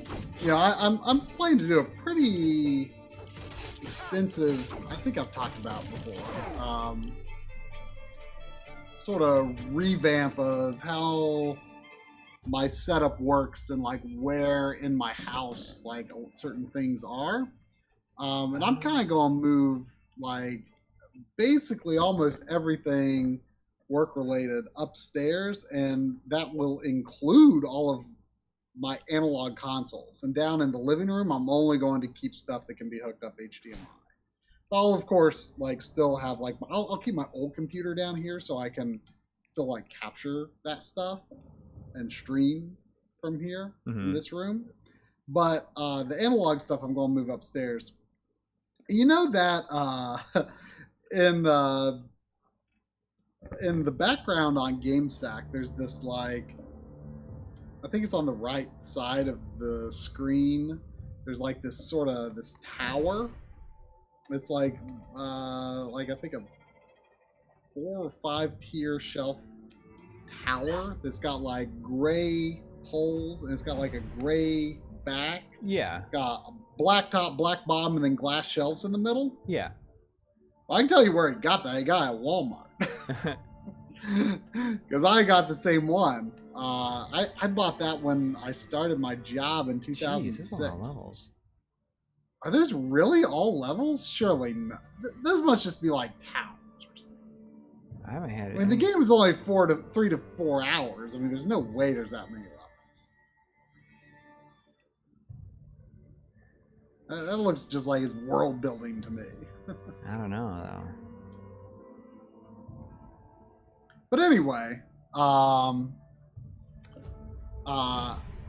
got that, and I want to set up one of my PVMs on that, and I want to like That's set gonna up be too heavy. I don't think it would be, to be honest. I want to set up a PVM on that, and one of my spare PS2s, and possibly a Wii, just for the purpose of like playing like light gun games, like standing up. Mm-hmm. I think that'd be fun. Kind of like what I do here.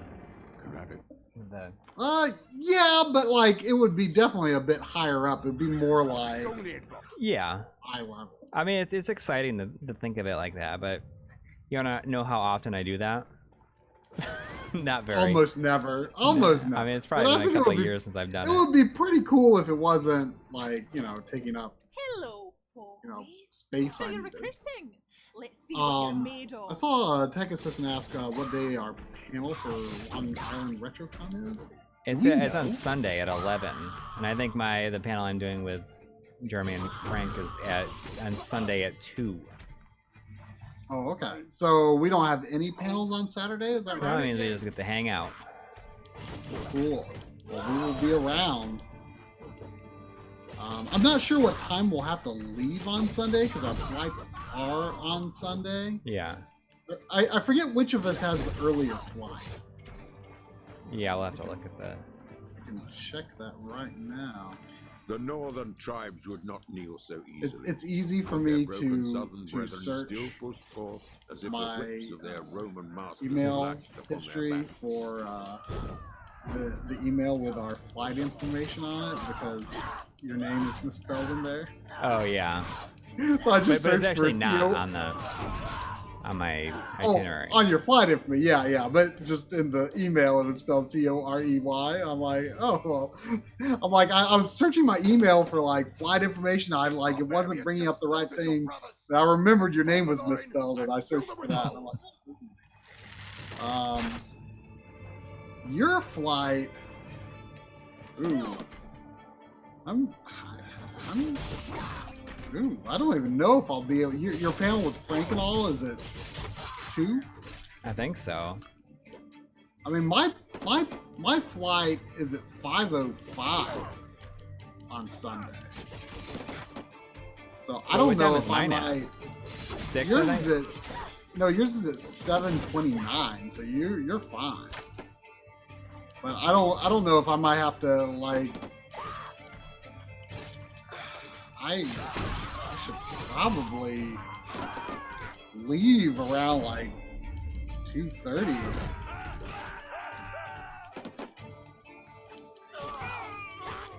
Mushroom. It depends on how far it is.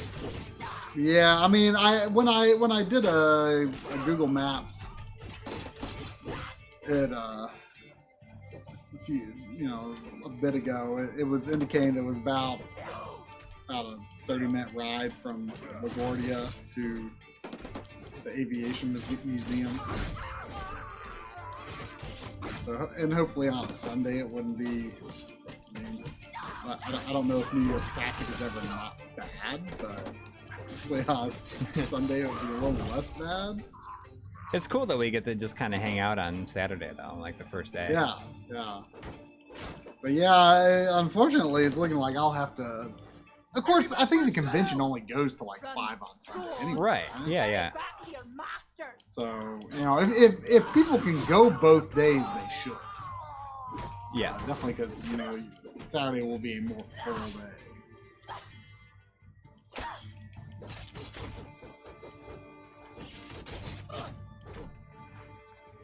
What was the discussion earlier about our Artemio? I've just consulted with him a lot for the writing of our documentary series script. He's not in it. We wish he could have been. Yeah. But for our travel budget, we had to stick in the U.S. Yeah. But if it's popular, I mean, I could see us expanding on it in the future. Yeah, I could see us doing a similar thing again in the future, maybe where we go international if it goes well. Right. That'd be interesting for sure. Expensive, but fun.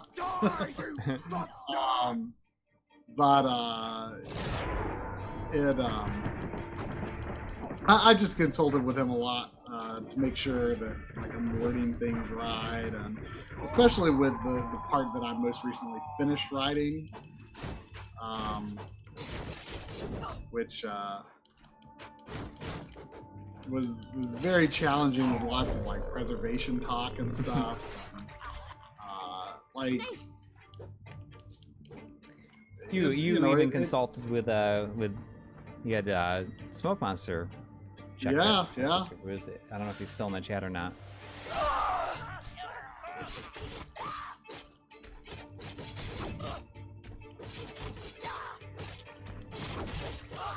I'm not sure if he even knew about it before you sent him the script to have him look. I'm not sure.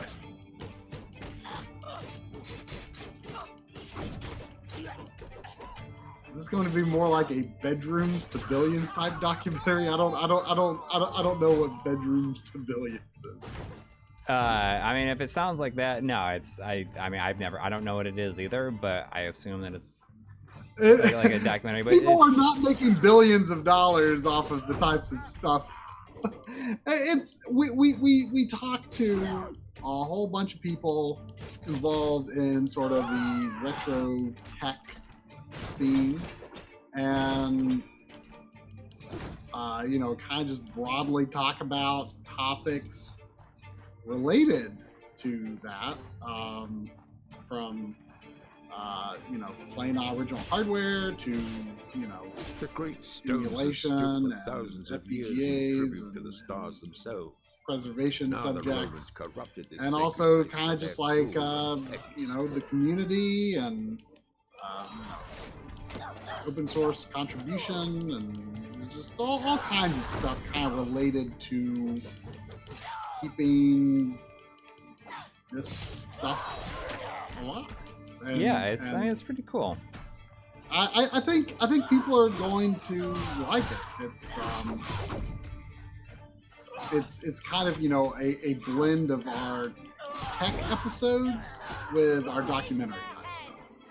Yeah. So it kind of hits both fronts there.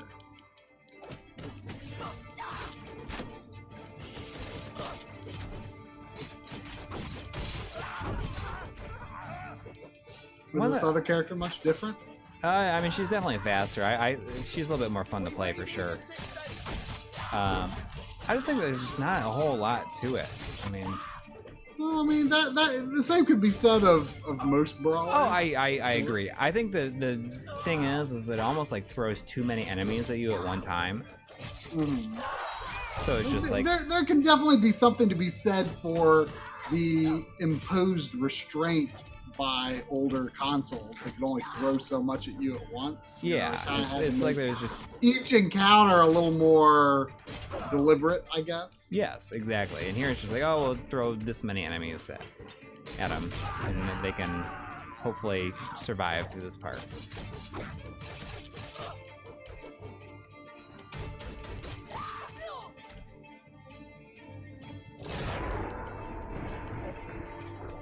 She uses these claws when she's in like the super mode here, and I almost wish that she just used claws like this all the time.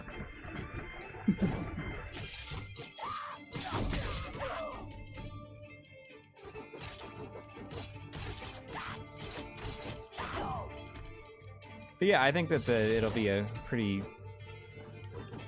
cool documentary. I'm excited to see how it comes together.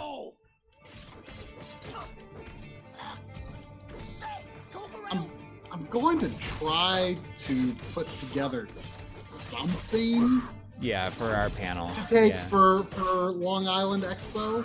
I don't think it's going to be like a proper trailer necessarily, but I'm going to try to bring something to kind of share. Kind of introduce you to the cast of characters there, and I believe there's 12 people in it. Yeah. 12 interviews. Certainly a lot more than any other thing we've done. Oh yeah.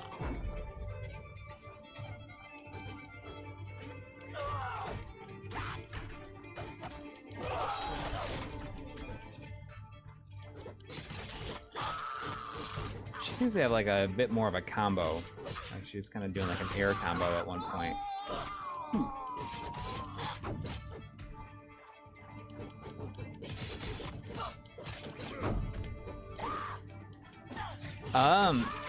So if you look at the after the stream is over, check out the front page of the channel. We've kind of are starting to give it a little bit of a makeover in terms of our page graphics. Yeah, I mean, it might not be the one that's on there right now. Might not be the final one. I've actually still got my lights on upstairs. Yeah. But I was just working on it before the stream. It's something we had kind of wanted to do, you know, like make it like less focused on the two of us as people, I guess. Right. And like at least in our page graphics, and make it more of a general, Right, all, because like, we didn't want to... encompassing like what the show is about. Is a better idea. Because I feel it's not about selling our personalities or anything. Yeah, and then, about us like looking at different stuff, like having like a goofy look on our face. Yeah.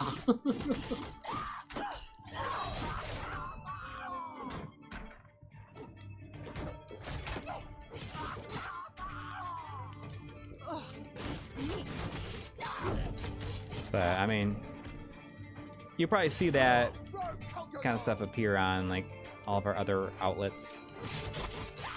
Twitter, Maybe not that exact image, but similar images to it. variations, yeah.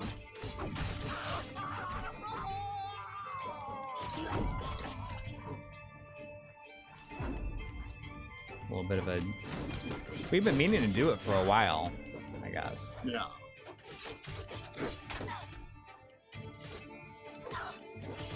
Although, you know, I did look pretty good, like pretty badass with those two gun cons, though, I gotta say. But, you know. I kind of have a goofy face looking at that Nintendo Power. Yeah. That was a good gun con. Hades rough watchtower. That was a boss time, you know? Time to raise I think this that might tower have to been the made ground. like shortly after you did your Time Crisis episode, maybe those photos. Yeah, something like that. Can I light the signal? Light the signal? For what? We be the laughing... The boss time, no? What are those glowing targets? I gotta attack this thing, so I guess I can't like let the signal.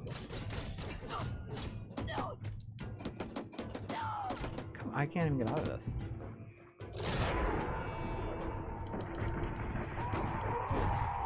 I think I'm just trying to knock this stuff down. It's the watchtower.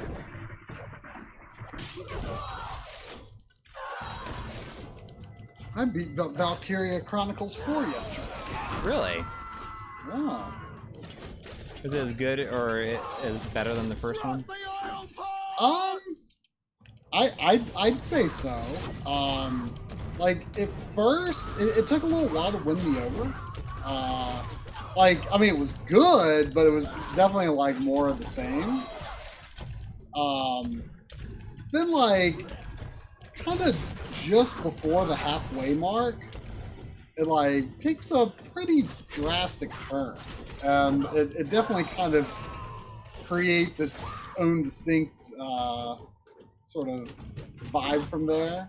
The first game like started with the characters like in their hometown, and then the Empire like attacking their hometown, right? Right. And so like you kind of like got to see them from the beginning. And in Valkyria Chronicles 4, like you're already this like sort of established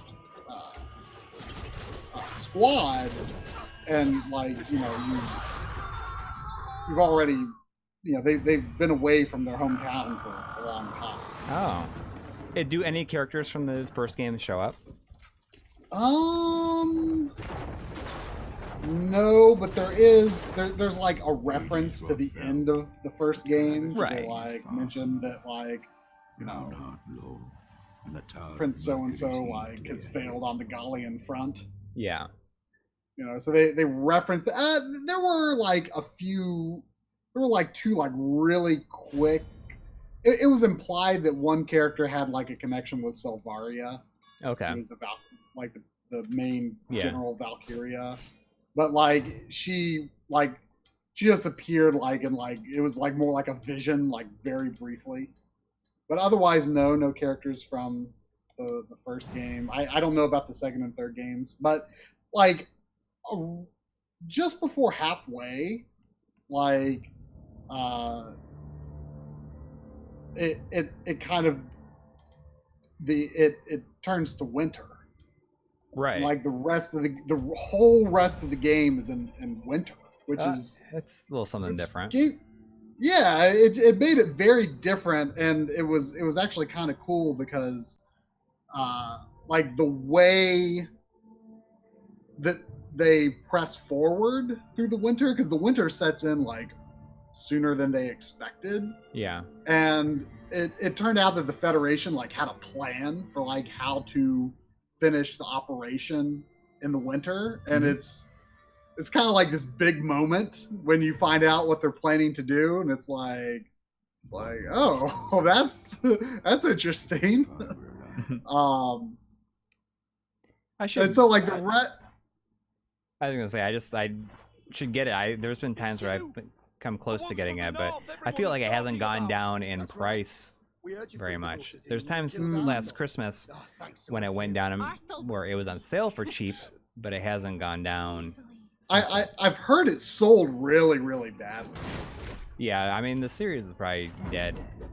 I'm sure it is, but it was good. Like once it got like past that, once it got to like that halfway point, I started feeling pretty invested. Like the last like 3 or 4 chapters, I was like really on the edge of my seat. Like, oh, I gotta see what's gonna happen next. Like, so yeah, I was definitely enjoying it. Like in the moment, I feel like I liked it more than the first, because I never felt invested in the story of the first game, and I definitely got like it. Like I say, it took until around the halfway mark to kind of win me over, but like I definitely got pretty into it once it really got going good.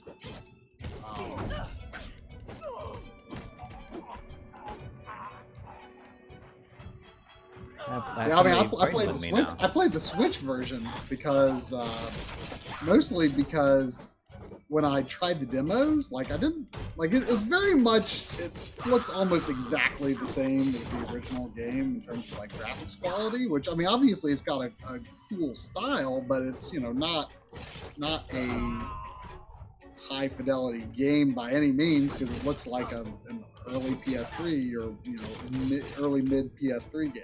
Right, but it's probably it has 4K support on pros and stuff like that.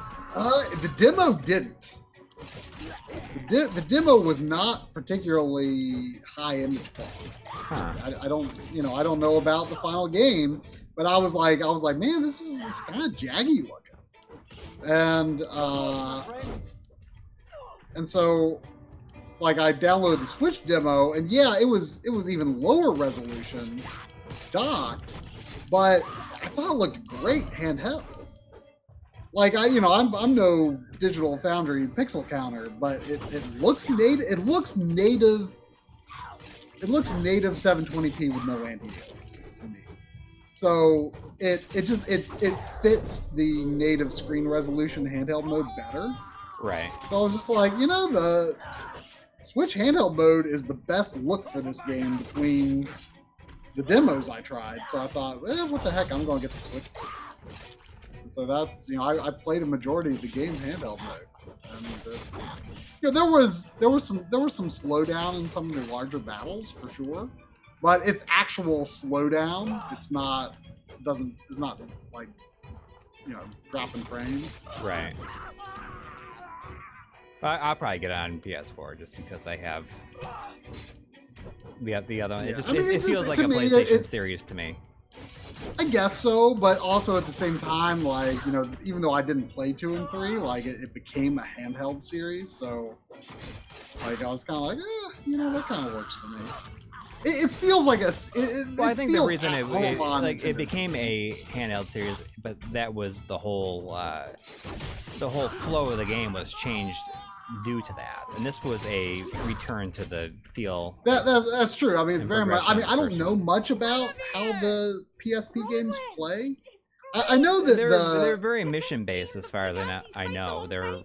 I mean, you play as like a school. It's a school setting, at least in the second one. Which I can't think of anything more boring than that. Although I did hear the new Fire Emblem. Jeez, I can't even talk because these characters are talking so loud. The new Fire Emblem has a school setting, but it's not distracting or annoying at all. Right. I mean, it sounds like people are way into the new Fire Emblem. Yeah. But that makes me want to check it out. Because I've not finished any of the Fire Emblems, although I do have several of them. I've never finished it. Yeah, I just played Fates, which was definitely a fun game, but the story was garbage. it was not a good story. But the game was fun. I mean, it was a fun game.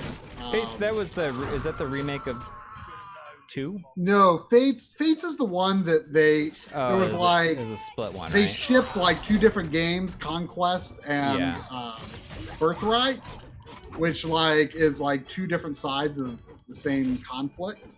Right. And like basically your character chooses which side to join. So you played that? Did you play both? Because you have the limited version. I got the limited edition that has both, and it's technically 3 storylines. Right. Because there's a third one called Revelation, which was like a DLC for the other versions, but is included. What's weird is it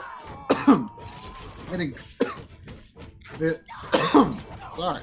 I coughed something.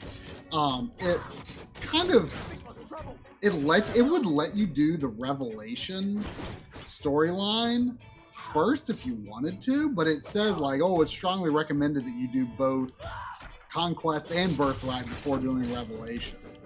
And like I heard that like the Birthright story is very boring.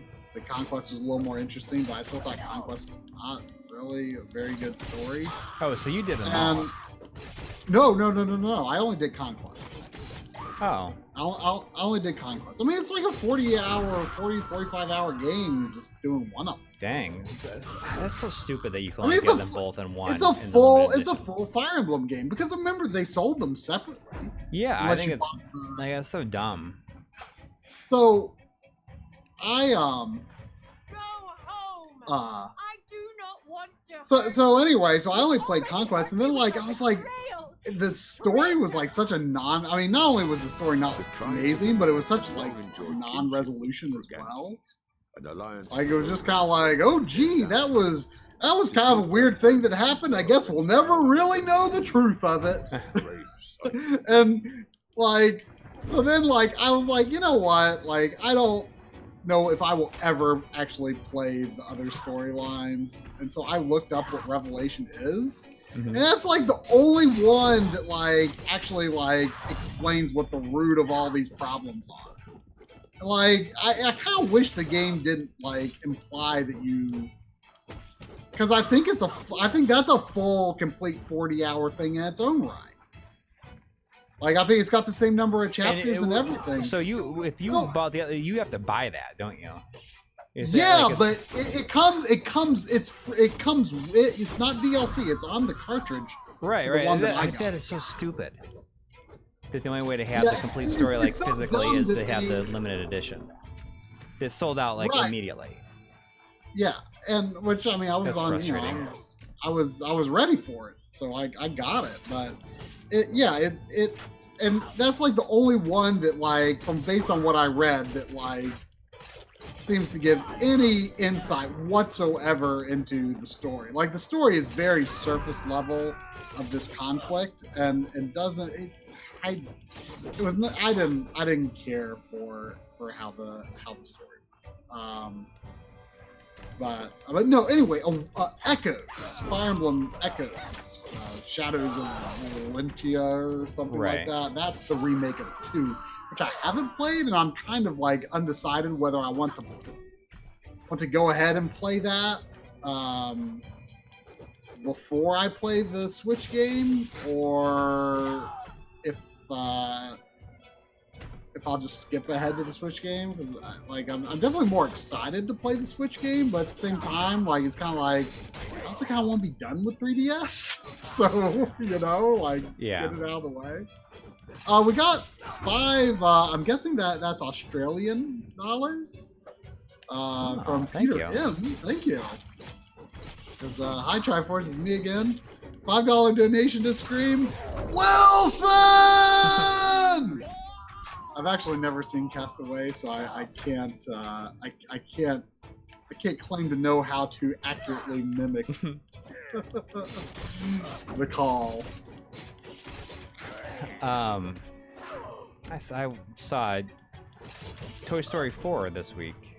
With, oh yeah? Yeah, because my mom wanted to take the kids to a movie, and that was the easiest one to go see. And I have not even seen the third one. So, really? Yeah. I thought the third one was super good. Yeah. Well, I don't know if I've ever seen the entire second one. Really? Yeah. The first time I saw the second one was pretty sure when I flew to Germany in high school. Second one's really good too. I haven't seen the first one in an extremely long time though, and whenever I see video of it, like, I'm shocked how bad it looks. The first one? Yeah, the visuals of the first one do not hold up. Huh. Especially, I have the third one on. I have it digitally on my Voodoo account. I should probably just watch it sometime. You should watch it. Yeah, I thought it was really. I've only watched it one time, but I thought it was really good. That might be the last Pixar movie that I've seen, actually. Really? Like I've been. I really kept up with Pixar for a long time, but I've kind of, not for any particular reason, just kind of slacked on it. Kind of fallen out of touch with Pixar, I guess. But did you think 4 was good? Yeah, I liked it. I assume that the third one was like really meant to be the last one. That's because they didn't really focus on many of the other characters at all in this one. They were barely in it, really. Yeah, 3 is. I was surprised that there was a 4th one coming, because 3 seemed like a pretty definitive conclusion. Yeah.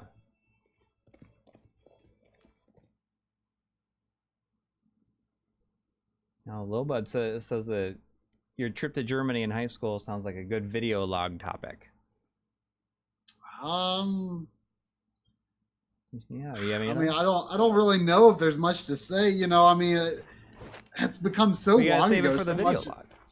Yeah, there's I don't know if there's much to say. The only video game related thing that I can really say about that trip was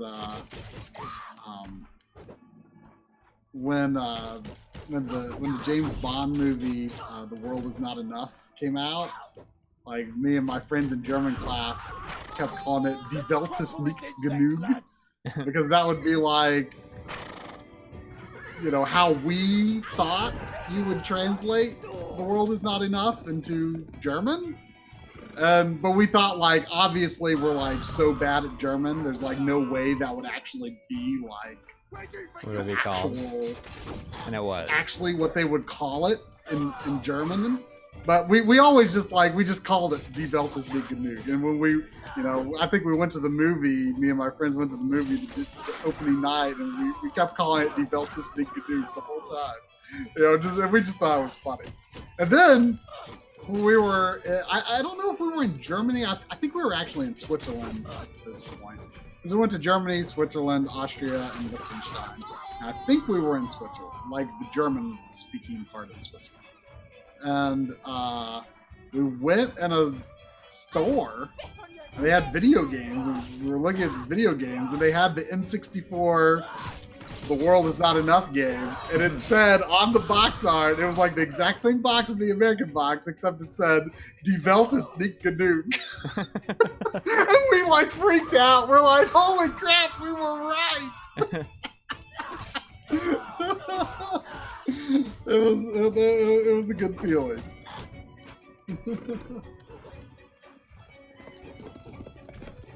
Let's see, Reluctant Hero saying the only US releases of Fire Emblem games he's missing is Shadow Dragon and Sacred Stones. I think Shadow Dragon is the only one I'm missing. I used to have it, but boy, I didn't like it. You regret getting rid of it though now? The wise and no more than I mean, maybe, but it's not. It just did not draw me in at all, and the art style is garbage. Like coming off of the GBA games, which had such great animations, like the graphics are, it's just. That was a letdown, and there was just nothing really interesting about the game drawing me in. There was just like it was just like every Fire Emblem game seemed so much better.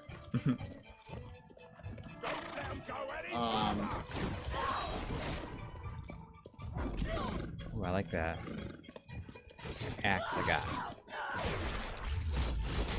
I don't know why it slows down though sometimes. As for Sacred Stones, that's a good game, but it's definitely one of the more forgettable ones, I feel. I don't remember much about it. Although it was the first one I beat. Because while I bought the, Fire Emblem, aka Fire Emblem 7, basically when it came out, like I didn't beat it until sometime in the backloggery days. I started it like 2 times and didn't finish it. I loved it, but I didn't finish it. And Sacred Stones was a much easier game. Although I think I played the easier path. You always win. You always do. Who the hell are you? But it ended up being the first one I beat. But I still don't remember much.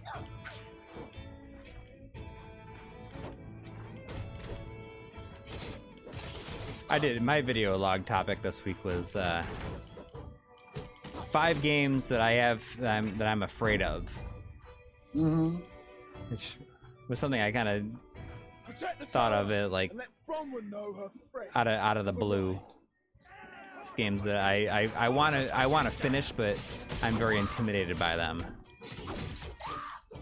You should do that sometime if you have any games. I mean, you're not as afraid to tackle certain games like I am. But. Yeah, I mean that would be an interesting topic. Maybe I'll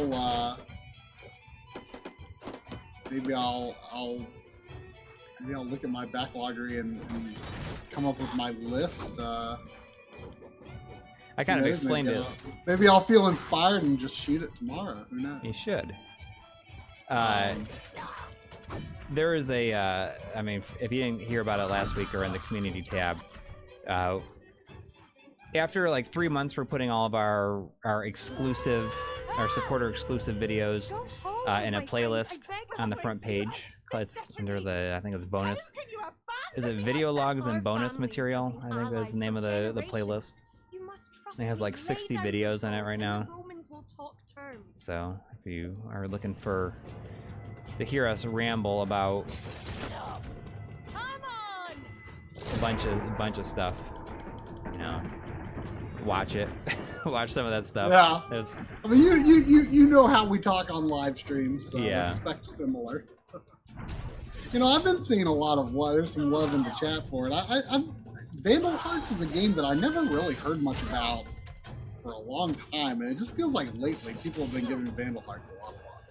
I Yeah. actually, because I've been hearing love for it from various people, I actually I picked do it up a not couple want to times. hurt you. And I saw it with the sword. Reluctant Hero says Final Fantasy VIII is the secret best game in the entire series. I am also a defender of Final Fantasy VIII.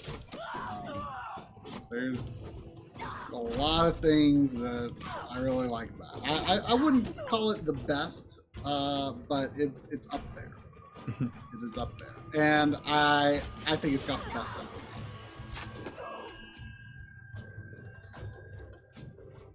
It definitely has the best regular battle theme. Although the Final Fantasy 13 battle theme gives it a run for its money, but that wasn't Oematsu. It definitely has the best Oematsu battle theme.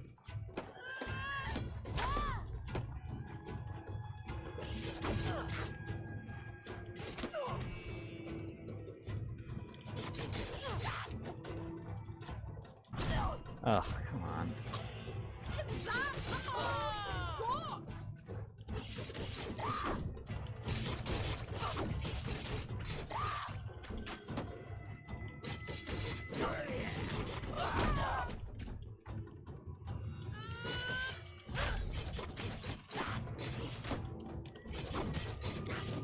Think of your people. Stop fighting.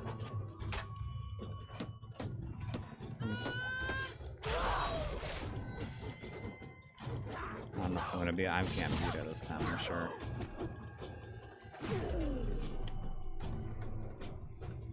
I'll see if I can beat her, and then after that, I'll.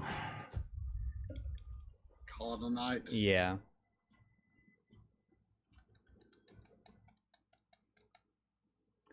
It's been so long since I've played I mean, I guess I played Final Fantasy 15, but it's been a long time since I played some of the other ones.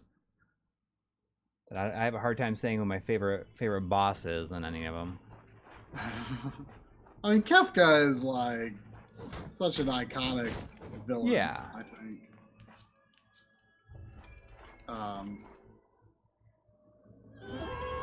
You know, like Kefka and Sephiroth and Kuja are kind of among the only like main true villains in their respective games that like kind of presence over the course of the game.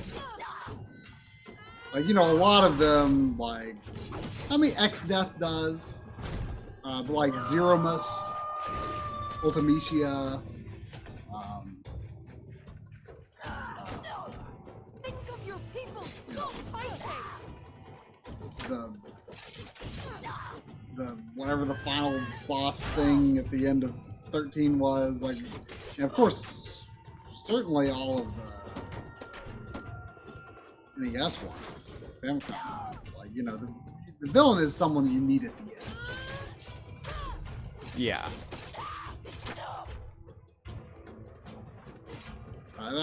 That's one of the things that I feel like Sephiroth, they did a really good job with Sephiroth, is like kind of creating Ever this present. sort Yeah. of, yeah, like, you were like constantly like trying to chase him, trying to get him.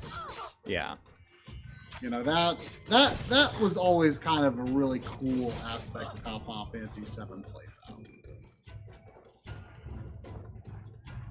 I do really want to replay 9. That's probably one. It's been Oh yeah, I mean, I've played 9. I'm pretty sure I've played 3 times. Like, you know, back in the day, it was just like this foregone conclusion that I was going to like replay like a Final Fantasy game. Like, it was just like I was definitely going to play it at least twice. And I guess I did continue that tradition with 12. I mean, I played the PS2 version of 12 twice, and I played the Zodiac. That's one I got to replay too. I played the Zodiac Age version, you know, 2 summers ago that it came out. I played through the whole thing right away. Like, I wasn't really sure if I was going to do it. Like, I was like, I was just the day it came out, I was just like, okay, I really want to play this. I don't know if I'm actually going to play all the way through, but screw it. This is what I'm doing tonight. And I actually stuck with it. It was like just what I needed. It was like good gaming comfort food. Doing a good old replay of 12. And it was fun with like the new systems and stuff. And it was also fun because, you know, even though it doesn't like take great advantage of a 4K TV, it still is slightly more than 1080p on PS4 Pro. And the day after it came out was the day that my 4K TV arrived. So, Oh yeah, that makes sense. it was kind of incentive to continue playing. I thought it looked really good on it.